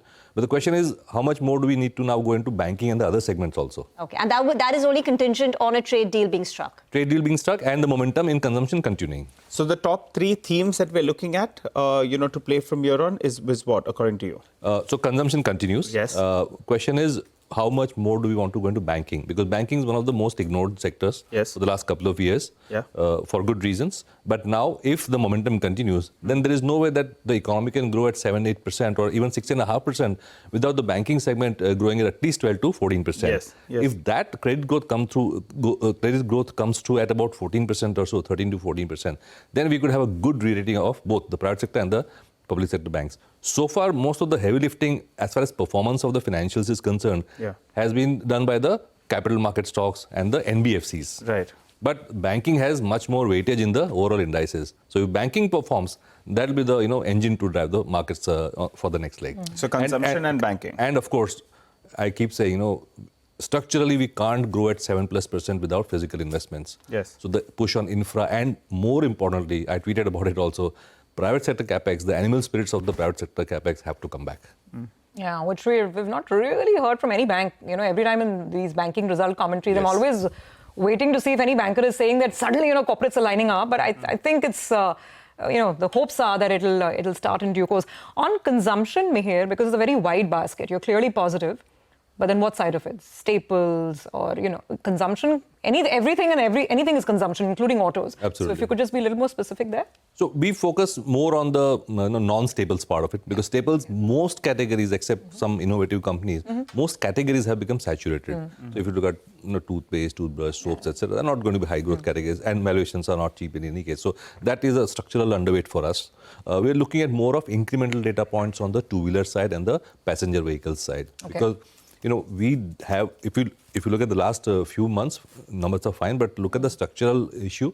Car growth and two-wheeler growth has not been more than 5% over the last 5 to 7 years. So if we are really talking about prosperity and rising income levels, then that has to pick up, to at least 10% or 7 to 10%.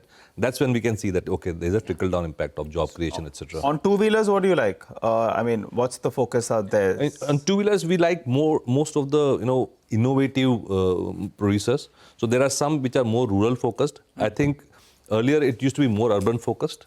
Now the rural economy also seems to be picking up, and especially after this monsoon. So we're looking at a basket of two-wheelers. Earlier we were more towards the urban side, but now we are graduating to the more rural plays also. And the EV plays? In EV, we actually have the two-wheeler EV. Okay. That's where we are focusing more on. We rather go for a pure play. Okay. And there we believe that the stock that we own is more of a winner in the relative scheme of things. So EV as well, got that. By the way, we'll have a full discussion on autos coming up in just a bit. That is our special segment, Quarter Se Quarter Tak, and Sudarshan's going to tell us what the expectations are. Because anyway, since the GST cuts, most OEMs have been reporting bumper bookings and bumper deliveries as well. Now, Mihir, you said that, that we are not at a point of euphoria in the market, and I completely take that when it comes to the secondary market. But the primary market? What has been going on over here? And what do you think about the spate of new IPOs, the way the paper has been digested? And tell us, if you participated in any of the recent issues, and what's the message to investors? Because the IPO frenzy refuses to die down. No, absolutely. My message is don't just look at the grey market premiums. Yes. People are just oversubscribing, putting leveraged applications by looking at the grey market. But we have seen more than half of the IPOs are trading at a par or discount to to their listing prices or the IPO prices also. The study over the last 12 months. So invest in IPOs the way you would invest in a secondary market. Look at the same principles apply, fundamentals, valuations. So what have you liked here, if anything? I'm not saying where you were anchor investor, but maybe bought a little later. Any of the new companies, new businesses that caught your fancy? Yeah, so we bought some of the auto stocks which got listed. Okay. Yeah, the large one. Hyundai. Yeah, no names. So wherever there is value or relative momentum building up, you don't really need to buy only in the IPO. You can follow it up after Anything after else listing also. apart from autos? We've been very selective, frankly speaking, and most of the anchor books that we invested in are in the smaller ones. So nothing that makes a big difference to the portfolio to begin with. But the fun is basically to chase it after it gets listed, because that's when the actual price gets settled. So Mihir, you would have attended the morning meet, right, at Trust. I mean, did you all discuss about what's happening in the oil and gas space with US imposing sanctions on two large Russian oil and gas companies? What are the implications now for the Indian oil and gas? I mean, take us through your own views on this. So we have some exposure to the integrated OMC companies. Okay. And we believe that, of course, there is a benefit of Russian oil per se, but oil prices have gone down, structurally. So even if the supply of Russian oil reduces over a period of time, and my belief is that even if the trade deal happens, it won't be a 0-1 kind of a thing. There will be a phased kind of agreement, formal or informal. So to that extent, I think it's the valuations in this space are quite attractive. Oil prices have structurally come down from almost $70, $80 to close to $60. So to that extent, I think marketing margins and refining margins will be maintained. So for the integrated players, it's less of a shock. And just purely today's news about the sanctions, I mean, it complicates the financing, for instance, the logistics portion of it. Crude prices have gone up. So incrementally, as I said, if you look at the profits of the OMCs, they are determined by two factors. One is the refining margin, second is the marketing margin. And the government has been, keeping the final pricing to the retail investor in a way that there is enough money to be made by the OMCs. So to that extent, I think there is still a buffer. Yeah, what we are seeing actually is quite high profits, maybe not sustainable, but I don't think the market is discounting such high profits for a long period of time. So even if profits come down on a quarter-on-quarter basis, it should be fine. And crude has declined, as you said, right? The larger picture is there's been a 15% fall in crude prices. So what we need to worry about is not the refining margins alone, it's the difference between oil prices and the retail prices. Yeah. One more question. By the way, just since you guys are discussing oil and gas, I think we'll play out the statement that's coming in from Reliance Industries in just a bit. This is the official statement coming in from the RIL spokesperson, saying that the company is recalibrating Russian oil imports to align with the Indian government's guidelines. We'll just put out the whole statement in just a bit. That's really, really important. Official statement from Reliance Industries that the company is recalibrating Russian oil imports to align with the Indian government's guidelines. So if anything, I mean, I don't want to jump the gun over here. It's very, very sensitive issues. But we don't have an official confirmation from the Indian side just yet of India looking to reduce how much, substantially, wind down, Russian purchases by the end of the year. Remember, the US president has said that by December, end of this year, it'll come to almost nothing. That's his exact statement at the White House overnight. And now we have a Reliance Industries statement saying that there is going to be some sort of a recalibration of Russian oil purchases. So extremely important. But Mir, I guess, beyond oil and gas, if indeed this is that bargaining chip which we decide to give in and ultimately get that trade deal done, in some sense, is that the last piece of the puzzle that the market has really been waiting for to come in place? Let's say we get a deal announcement over the next 2-3 days. Are you expecting a big gush of money in the market to flow through? How should we prepare for the deal to be finally announced? It's been in the making for 6 months now. Certainly. So I think the retail investor has not given up in any case. Yeah. So I don't think retail needs to do much more. The delta will be in the foreign flows. Yeah. We have seen significant outflows. In the last couple of weeks, thankfully, the outflows have reduced and we are seeing some trickle of inflows. Yes. Probably it's on the expectation of some kind of a deal happening. So the last piece of the puzzle was the FII. And if they come in, I think we are in for good times. Well, that's right. They've been underweight the Indian markets and heavily net short as well. Exactly. So we would like them to come and participate because the retail flows have been rock solid. A final question from my end before I let you go, Mihir. State elections, that's going to be a trigger for the markets, which we will be tracking because after a while, we're going to be bracing ourselves for another state election. So Bihar goes first in. Impact on the markets? I have frankly given up on monitoring state election because that's not a big trigger. Big trigger, and there's an election virtually every year. Yeah. Some important state election every year. So it's a short-term thing, and given the way the government has shown resolve in various other policy issues, I think those are the ones that matter most. Okay. Has gold peaked out? Gold and silver? I don't think so, because the structural driver, which is ample global liquidity and the US and the Western world needing to inflate its way out of their debt issues, that structural story continues. So if you're allocating fresh money, what would the proportion be? The last 1 year or so, gold has outperformed equity markets and by a margin. But now, post the recent underperformance and going by the elevated levels of gold, just purely because it's up 50%, if you're allocating fresh money, what would be, if you had to put it bucket-wise, into fixed assets, into equities as well as gold, what would it be, the proportion? I'd say precious metals should be about 10 to 20% of the portfolio as a good buffer in the long term. Okay, and the remaining would be equity and fixed. Equity, fixed income. I would say, given the situation, about 25% exposure to fixed income is also a good idea. And equity gets the largest bite into it. I think the sector of the morning actually is tech, because that's doing the heavy lifting out there. And the Infosys promoters have gone ahead and said we are not going to participate in the buyback. Now, various ways of looking at it. The street is looking at it very, very positively. But the reason they're not participating in the buyback probably be because of the taxation, right? So that could be a reason. How are you all approaching tech, though? Ratios are looking okay, far more palatable than what it was a year or so ago. And maybe, in fact, some believe that the worst has already played out. Spends will pick up from here on. Things should look up in FY27 onwards. Are you in that camp? Yes and no, in the sense, of course, tech will continue to be a secular growth story. But I think the large cap companies will not be high growth secular companies, secular high growth companies. Because I think the existing business model can only give them 5 to 10% growth. And for a country like India, that's not the kind of growth we aim for in our portfolio. We're looking at much higher growth rates. So within the IT services pack, we have the mid caps, some of the specific mid caps, which good management promoters, which have more fire in the belly, so to say, to grow faster. But the other theme in tech, which is the AI and the data center theme, that's what we are playing for. So we have a couple of names in the data center space. I think NetWeb, right? We have got a couple of names, which are either setting up data centers or helping to set up. So you wouldn't centers. mind the mid-size IT companies that will grow at a higher rate and also have a better business model, rather than go for the large cap names where growth will not be that much, though they're solid companies. So the preference will be for mid-cap IT. Mid-cap IT, absolutely. Okay, go for growth. That's the message. This new Samvat, Vikram Samvat 2082. Yeah, 2082. Yeah. All right. And markets are also going for growth now. Now it's a 200-point up on the Nifty. We had a gap up opening, but we opened up, 120, 130? Yeah. We're building on the gains. We're building on the gains now. So it's... Let's see. We're about 200 points away now. Exactly. Market's doing well. I'll tell you what, Tony, Team India is not doing so well. We're only 17 runs and 2 wickets are down.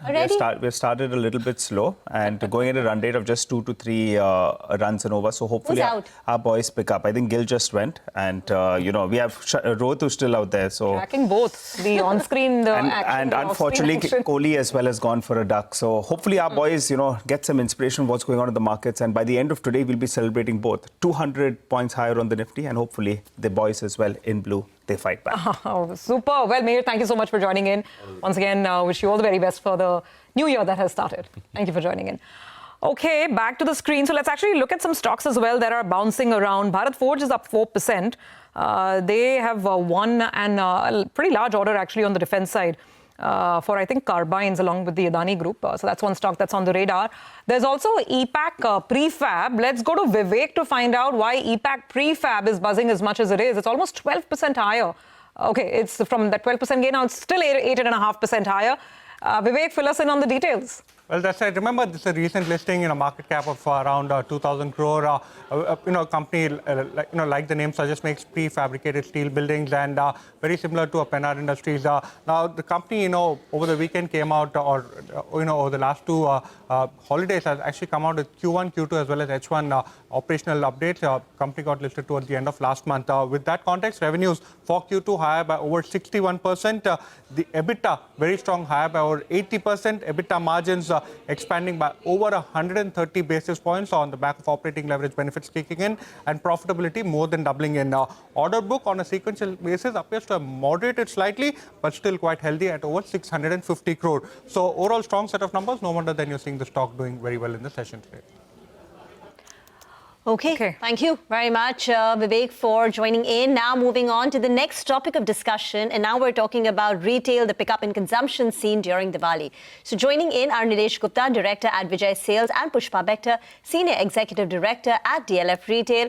And we will be discussing with both of them the festive season sales, the incremental sales, especially on account of the GST cut, and the demand trends across categories and how they see growth panning out for them. Thank you very much, Pushpa and Nilesh, for joining in. Mr. Gupta, let me get in the numbers with you. What have been the festive season sales for you at Vijay Sales this time around? How does it compare with the prior year? And if you could break it up category by category. So good morning, everybody. I think this has been one of the most good-looking, or I would say the best festive season in the last 1 decade. Primarily because of the GST cut, and also because the festive mood was around, the consumer sentiment was on all-time high. And in the initial first 10 days of Navratri, from 22nd onwards, we saw very high turnout. For the simple reason is 15 days prior, people had stopped buying electronics for the simple reason because the rate was coming down.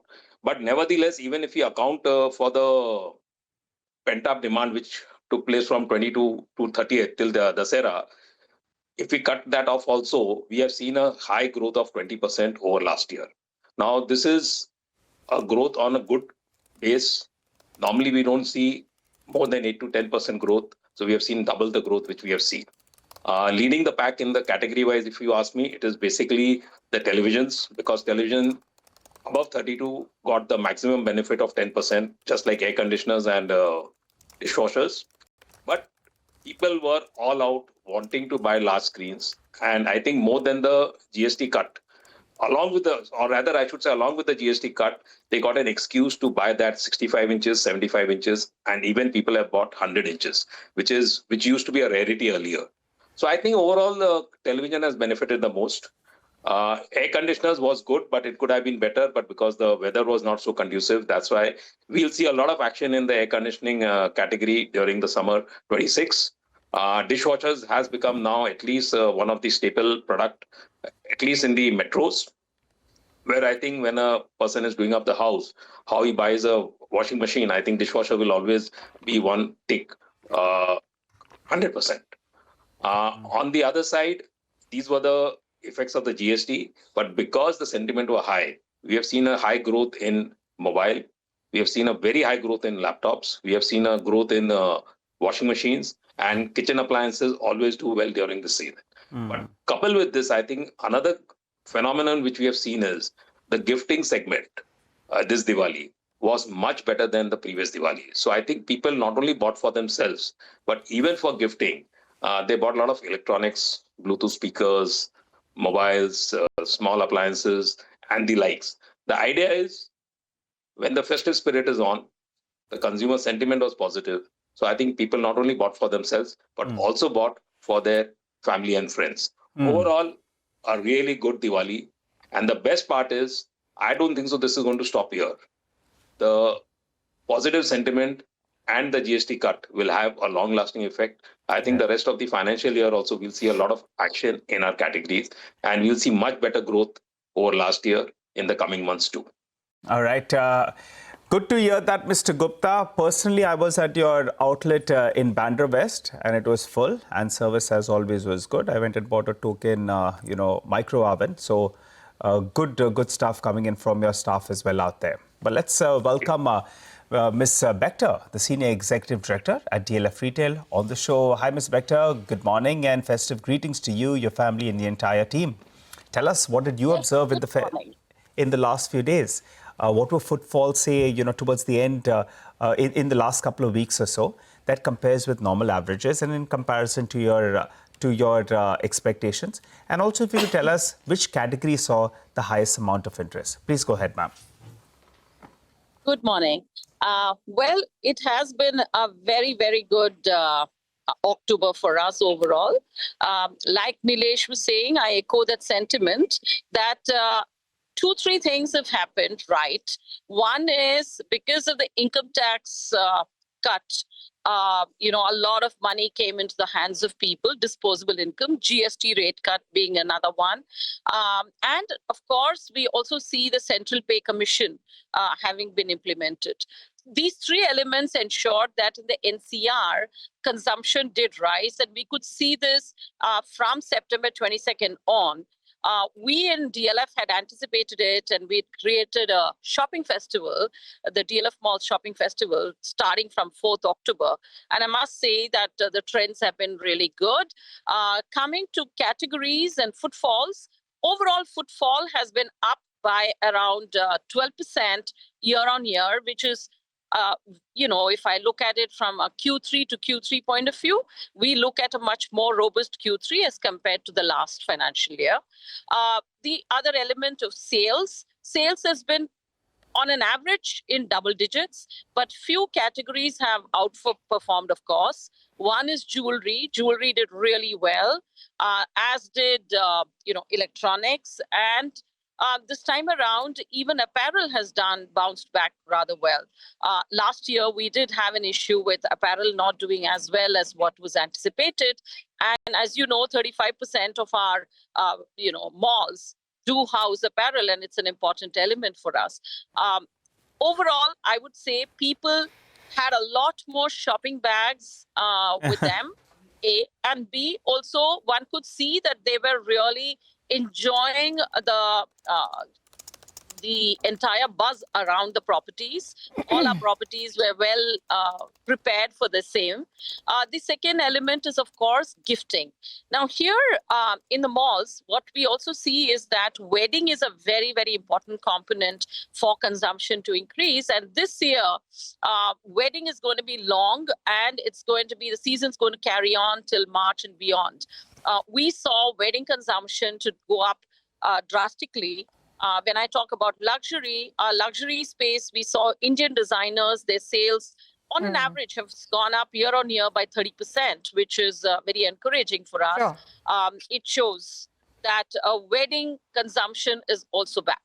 Sure, Ms. Vector, sounds good. I mean, more footfalls, more consumption, and more people visiting the malls, which brings me to the question of what all this means for you. Obviously, I mean, it's not a straight line flow through in that sense. But in general, if the sentiment remains buoyant, will it translate into better rentals?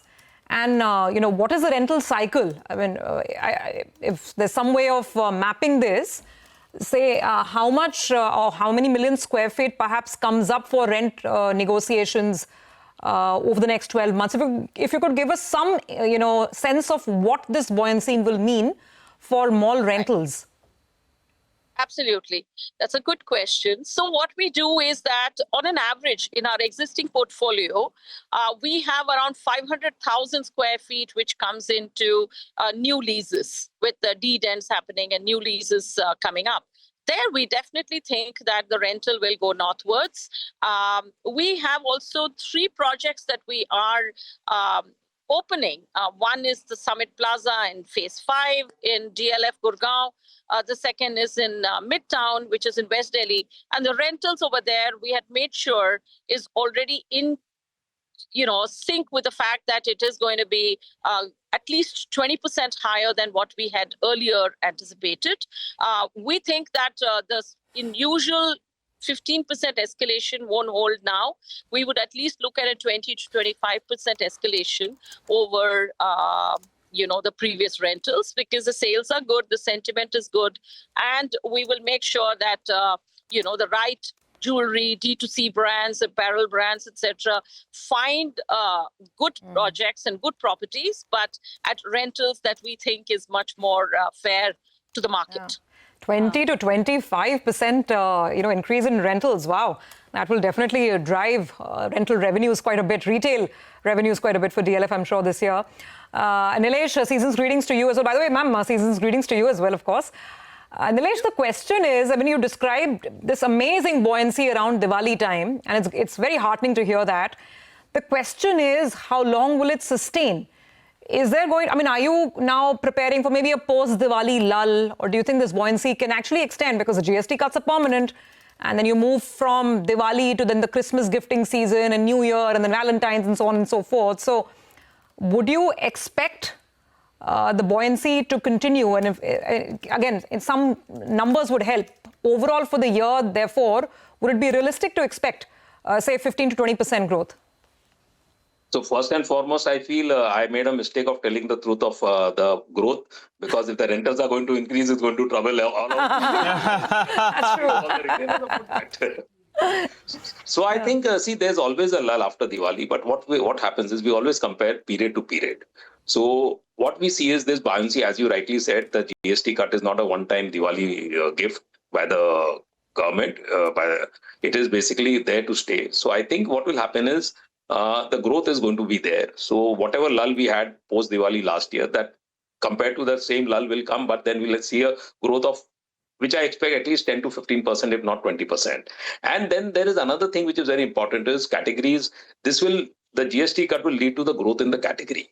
For example, it will lead to a very high growth of televisions, especially the premium, the large screens. So people today, the consumption of TV has increased for the simple reason is because of the OTT platform. Movies, there's a lot of movies which are being aired directly, premiered on OTT platform. A lot of serials come in, and so people want big screens. At the same time, this should last. Yes, so it will last. Second is your dishwasher. Now that's a category which was never in the consideration set of the consumer, except during the COVID period where people wanted to buy because of the issues which we all know. But now I think with the GST cut, this also will lead to one other category which will grow. So what is happening is, and the moment, and this all buying changes the mindset of the people. So it doesn't stay back, okay, he's bought a large screen television, so that's it. Large screen television will lead to him buying a home theater to enjoy the movie experience. Got it, Nilesh. So I'm so sorry rushing you there, but that buoyancy is lasting in the consumer's mind. It's also lasting in the market. And if the market continues to be very buoyant, it has its own wealth effect as well, right? It all ties in together. I'm afraid we're out of time on this conversation. Thank you so much for joining in. Very, very valuable inputs. Helps us understand the mind of the consumer better. Well, with that, we have to take a quick break. 200 points up on the market, and we are back with the market conversation full throttle.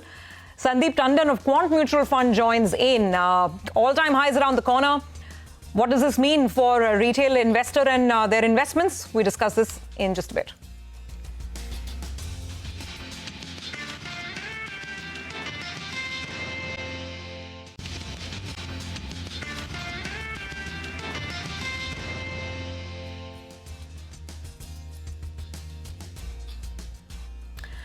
Welcome back. It's a double century on the Nifty, and it's pretty steady so far. We are just about 200 points away from that all-time high.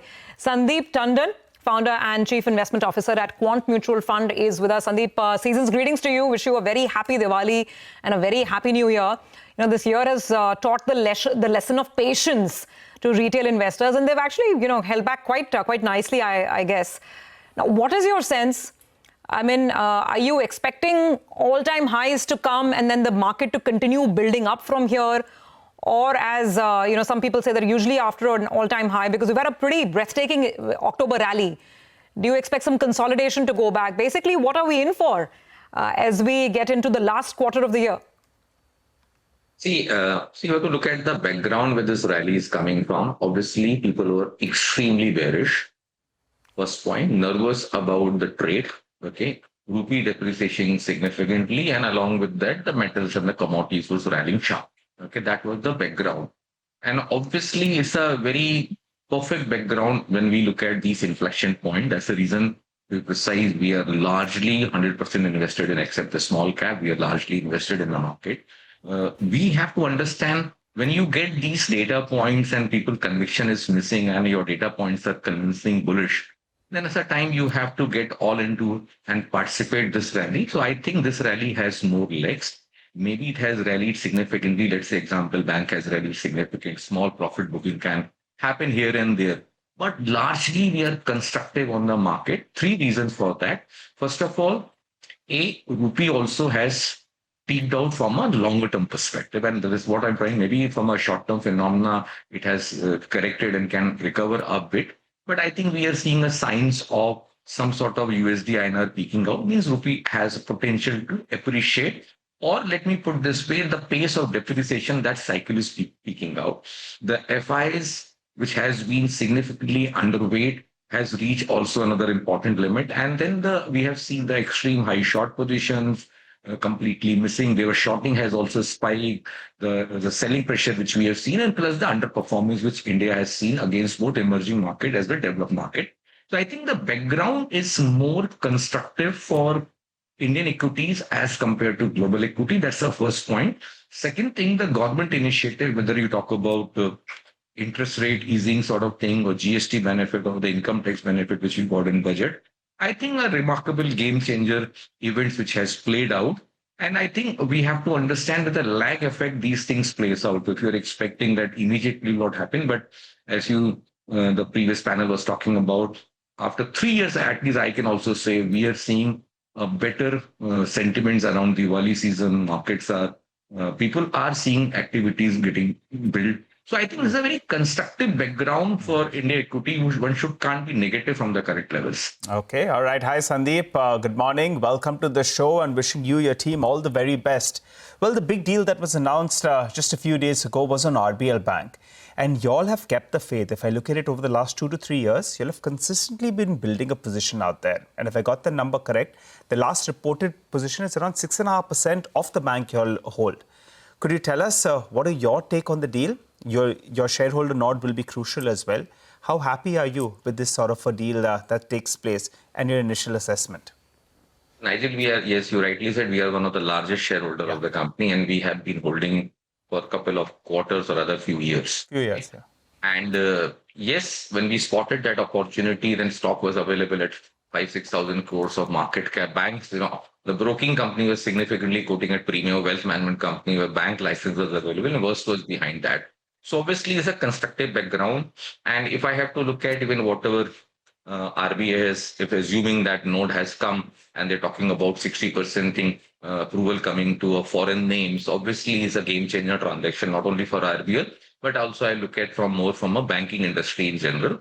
But the only point we have highlighted to the management is that being one of the largest shareholder, we think prices has not been fair, because to sell a company controlling stake at the SEBI determined prices is not fair. Long deal is very constructive.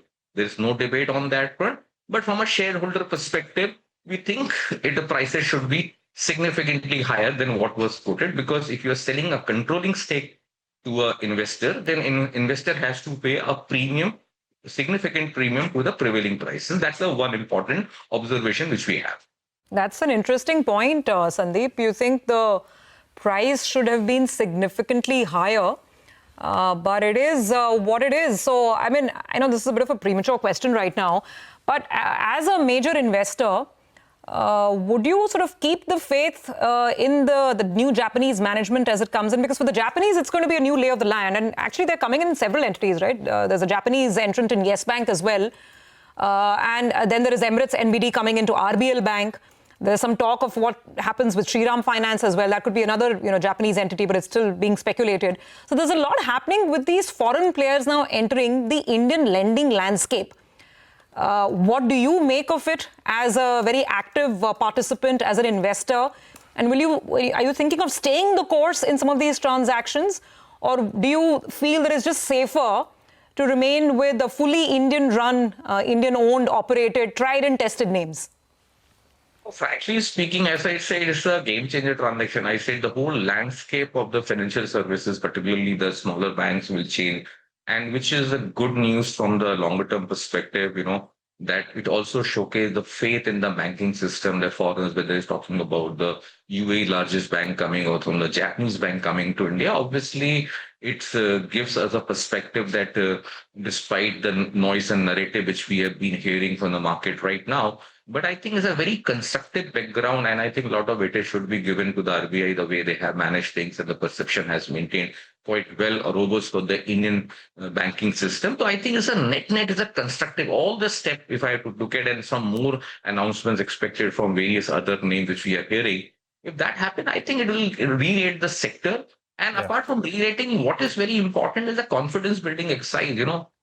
We have been struggling on the FDI front. So such transaction will not only for the banking, but it will boost overall confidence about India equities. Okay, very quickly, Sandeep, before we let you go, the other big position you're built on is on the big boy Reliance Industries as well as Jio Financial Services. And it's good from a market perspective as well because the giant seems to have woken up post these results that we saw over the weekend as well. Your view, what are the triggers you're factoring in for these companies from here on? There could be an IPO on the cards. What else are you factoring in? So, Nigel, as you know, we generally don't allow to comment on individual stocks since RBL was the very specific event which played out and larger interest we're talking about. See, we remain very constructive on the digital as a theme because we think banking sector globally will go to radical changes. Whatever banks you are seeing will not exist in this form in next 2 decades. So obviously, when we're talking about CBDC coming to picture and digital banking is the future. So obviously, these are the data points that you look at large macro perspective in identifying the stock. And similarly, we remain equally constructive on the green energy as a space or renewable energy, whatever name you want to call it, or even talk about telecom as a space. And plus for these so-called these large caps name has been not getting the right price or right valuation what they deserve, where some of the smaller names, insignificant size, quote a significant premium. That was the very simple thesis we have. These are giants company and they have delivered historically. So I like to maintain, we as a house, right from July 2024, we are saying we are in difficult phase of market, easy phase of market is over. And we are in not on the extreme risk on what we have seen between 2020 and 2024. Hence, we are more skewed towards safety. So liquidity is the first priority. Safety is the second priority and returns are the third need or the tertiary need. That's the way we define this period. And hence we felt some of these names which you talked about has right opportunity. And that's the reason we own very substantial holding in our portfolio. And we remain constructive on the same.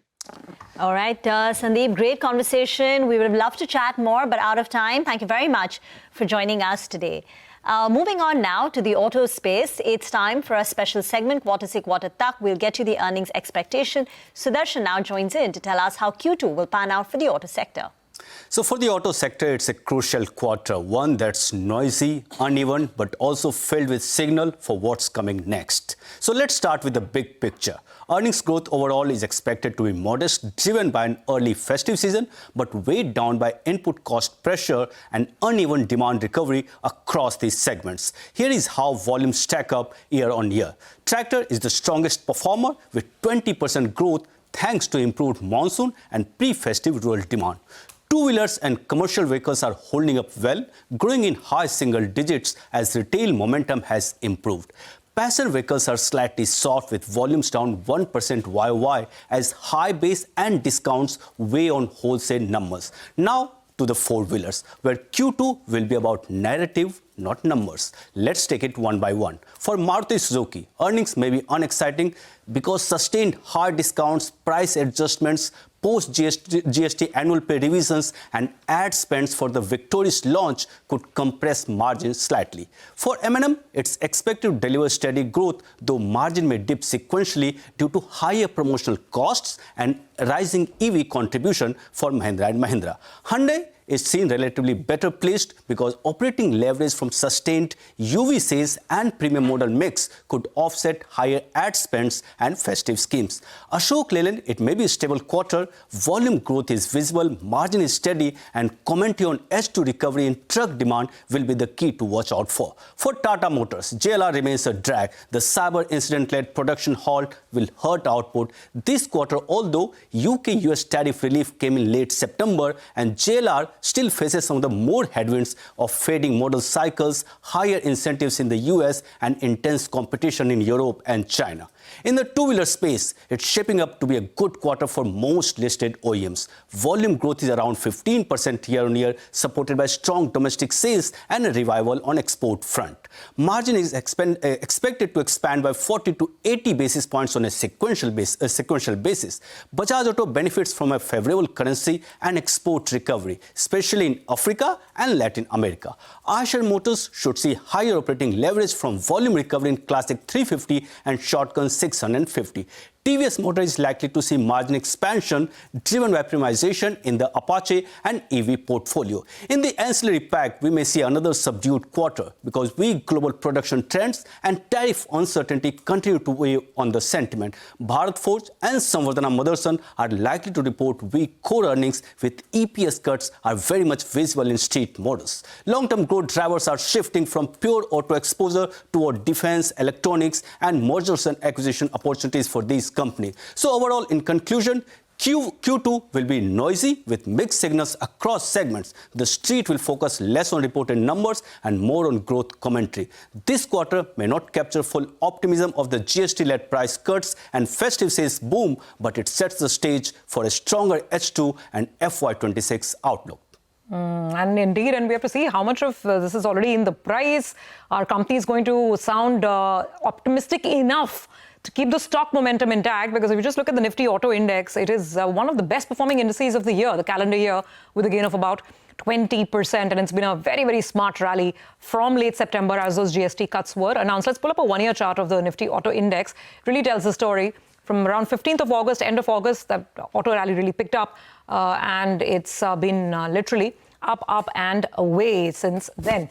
Jay Kale, Executive Vice President Research at Elara Capital, is joining in. Jay, I'll start right there. So, Q2 is one aspect. So let's take your growth pick in terms of just showing the maximum momentum, either on growth or margin expansion.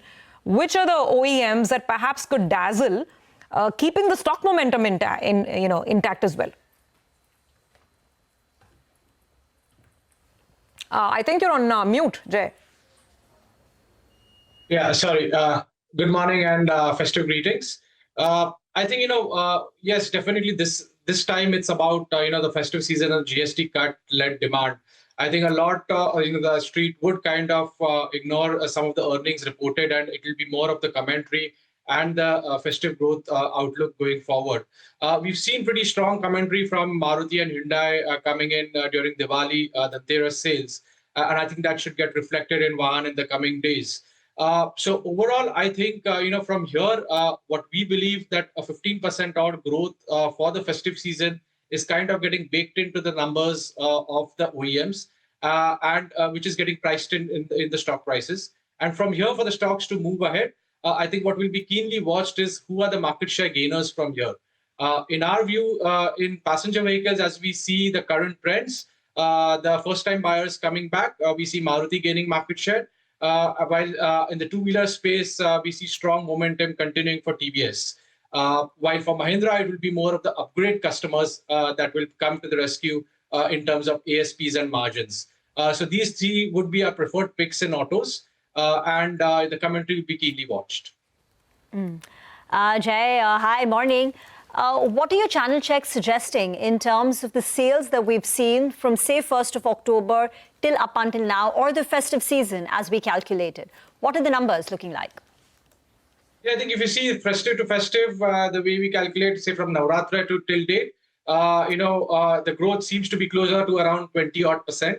Of course, one has to factor in the postponement of purchases that happened post the announcement, and hence we would also like to see the festive season from Ganesh Chaturthi till date, which has been less than 10% as of now.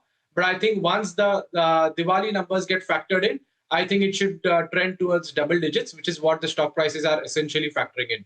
So as of now, we don't see much of earnings, change as such, given the current festive trends. And double digit would be high double digits if you calculate from Ganpati to post Diwali, or low double digits? I think it will be low to mid double digits for Ganpati to Diwali. Okay. And considering that post the festive season, there is a bit of a lull, what would the numbers look like, say, from November onwards till March? I think, there is definitely, you will not see such high double-digit growth momentum sustained post the festive season. While the trends of growth rate will definitely be higher than what we saw pre-GST cuts. So what we are expecting for the passenger vehicles post-festive is close to 5 to 6% for the balance November to or December to March period. And for two-wheelers, we are expecting a 10 to 11% on a low base for our full year growth numbers to be met. And auto ancillary, what is the expectation? Because we have seen, the previous quarters were a bit subdued. There's been margin pressure, etc. What's the broad expectation? Yeah, I think auto ancillaries will be, case-to-case basis. We will expect passenger vehicle and two-wheeler exposed ancillaries kind of benefit from the kind of growth expectation we have for the festive season. And we will obviously see some bit of positive momentum in the production schedules for Q3 and Q4. And our top picks within those remain Uno Minda, Gabriel, Minda Corp, and Sona BLW. Uno Minda, Gabriel, and Sona Minda Corp and Sona BLW. Got that. That's the auto ancillary space. So to go back to the OEMs, Jay, I guess from what you're saying, it's very clear, right? Frankly, Q2 numbers are a shade irrelevant because it all happened towards the end of the quarter, and then the Diwali commentary, like you're saying, that's been very, very robust. So what would your pecking order be for OEMs across PV, CV, and two-wheelers? If I were to, add, let's say, 3 top auto stocks in my portfolio for the next year or two, which 3 would you go with? Yeah, I think it would be Maruti, TVS, and Mahindra. These 3 would be my top picks within the OEM space. Okay, all right. So there we go. We have some picks on the auto OEM side as well as the ancillary side. Thank you very much, Jay. Helpful conversation, and then we'll see what the companies actually have to say as those numbers start trickling in. Thanks for joining in today. Well, with that, we have to take a quick break. On the other side, Manisha Gupta joins in. There's some profit-taking finally setting in the precious metal space. Oil is on the boil because of more sanctions. We'll get you all the details in just a bit.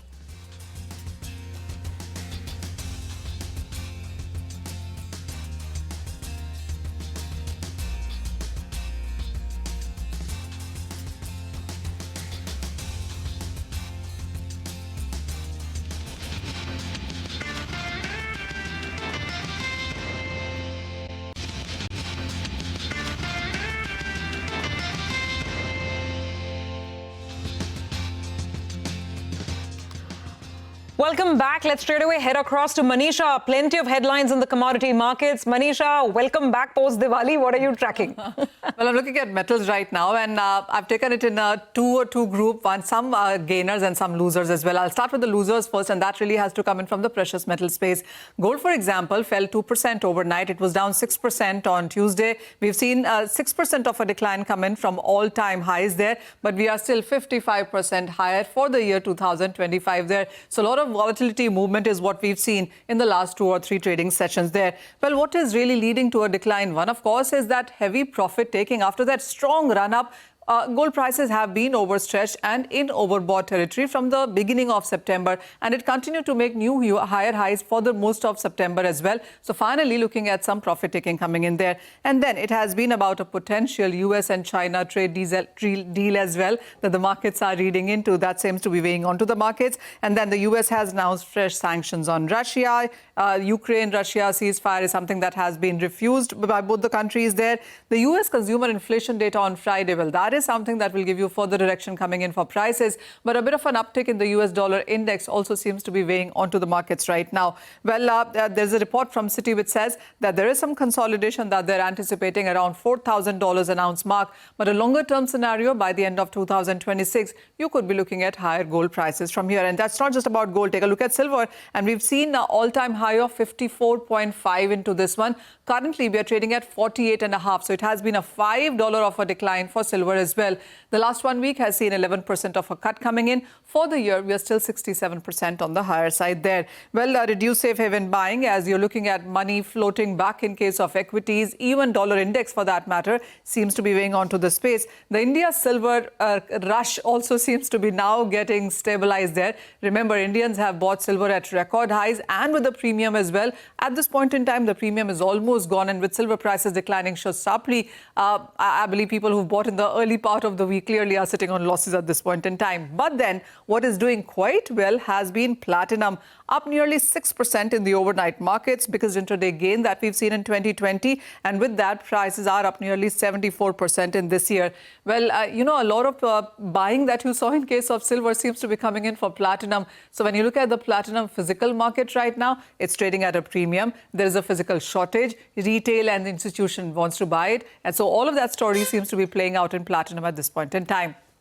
Finally, I want to talk about aluminum, and this is a metal that seems to have done very well in the last couple of sessions. We are trading at the highest level in 3 years right now. We've seen prices gain up by 10% currently, and currently as well, we're trading in the positive right now.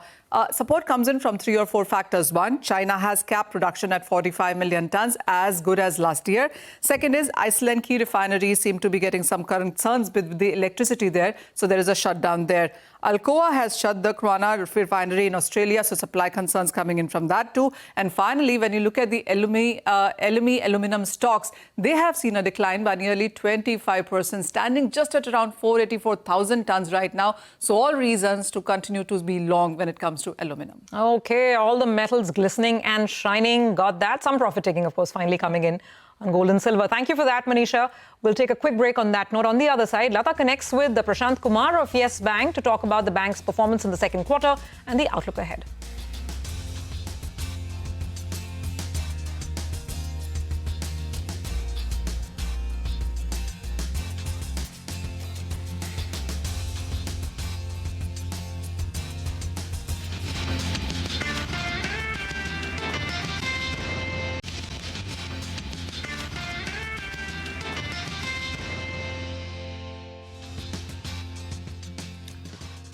Welcome back. Yes, Bank's second quarter earnings had several positive highlights. The net interest margin was flat at 2.5%, quite an achievement when there has been such a big repo rate cut. The pre-provisioning profit has risen by 32.5% year-on-year. Net profit, that has also grown by about 18%, which is better than most banks. However, the disappointments were slow pace of advances in deposits growth. That's remained at about 6 to 7%. However, the current and savings account, which is really the low-cost funds for the bank, grew by 12.5%, better than the normal deposit growth.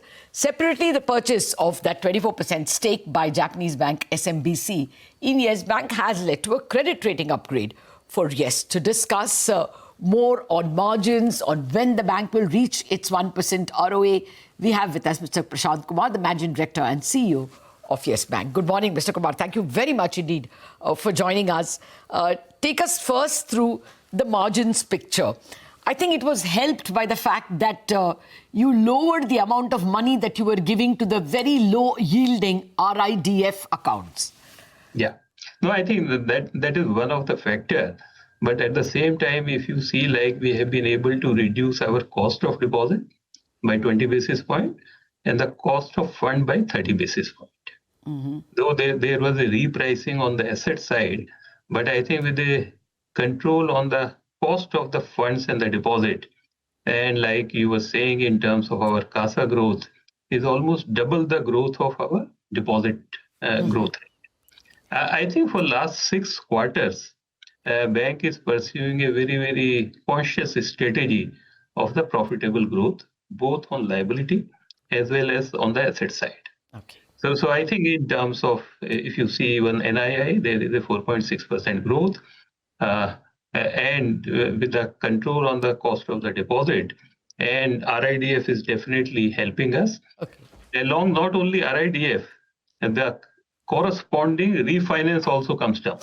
And refinance always, the borrowings is at a higher rate. Okay. I think all these factors are helping us in terms of currently we are able to manage the NIMs at the same rate. Okay. But I think definitely it would help us in improving the NIMs going forward. Okay. Well, just a word to our viewers, RIDF, Rural Infrastructure Development Fund.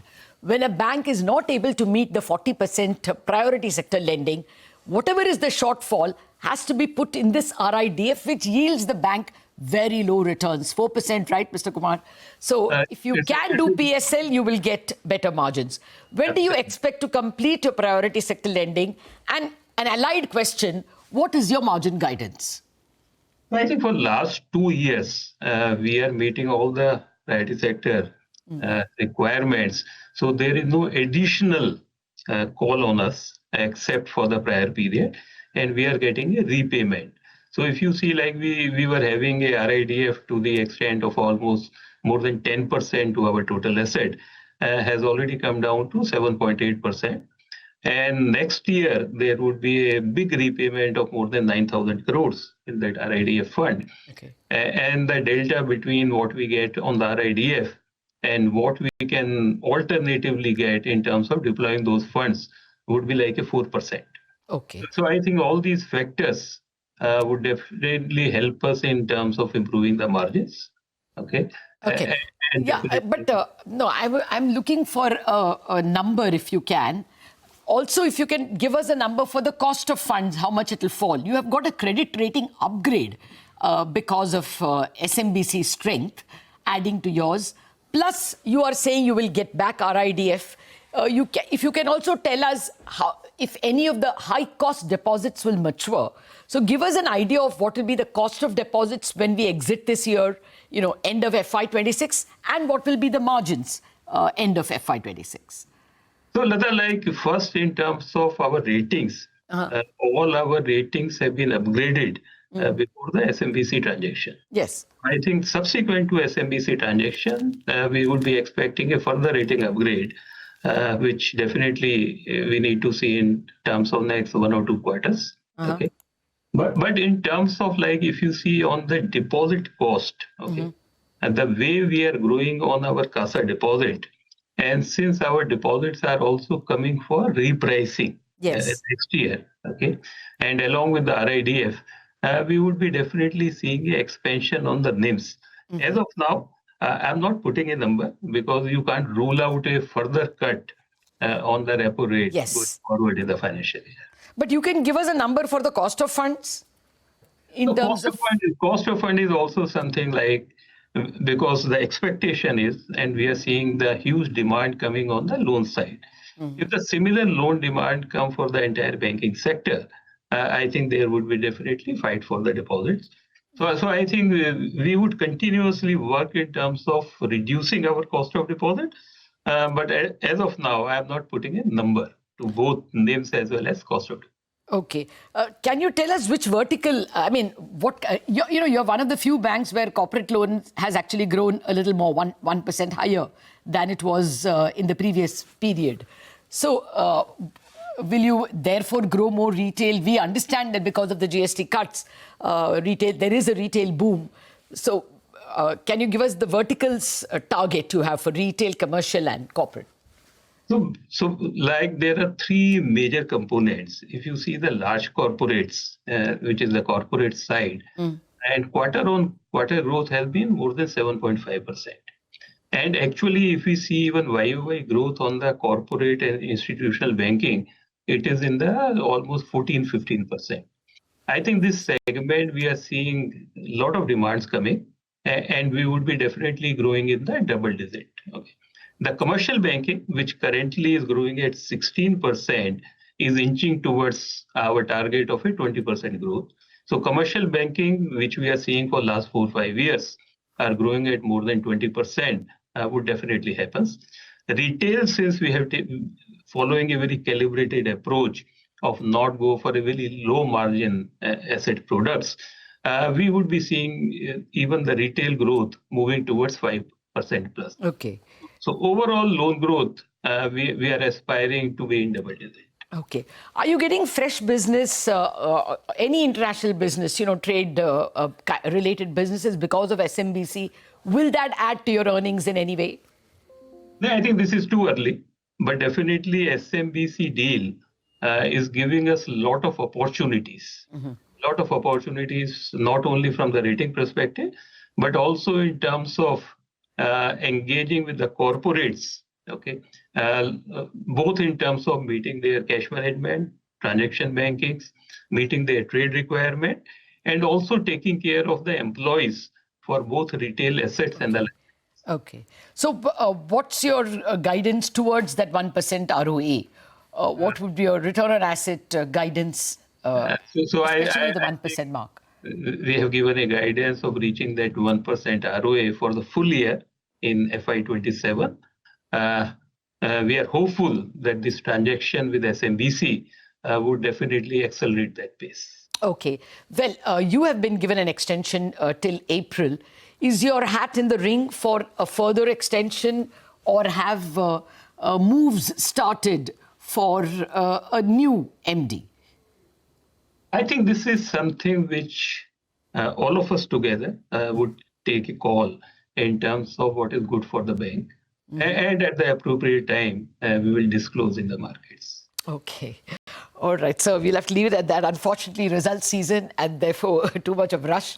We will invite you for a more relaxed discussion. Thank you very much indeed for joining us, and all the very best. A happy Diwali as well to you and your family. Thank you. Thank you so much. Okay, so that's the word coming in from Yes Bank. They're sticking to their guidance of 1% ROE by next year. We'll wrap up on Bazaar on that note. Chartbusters coming up.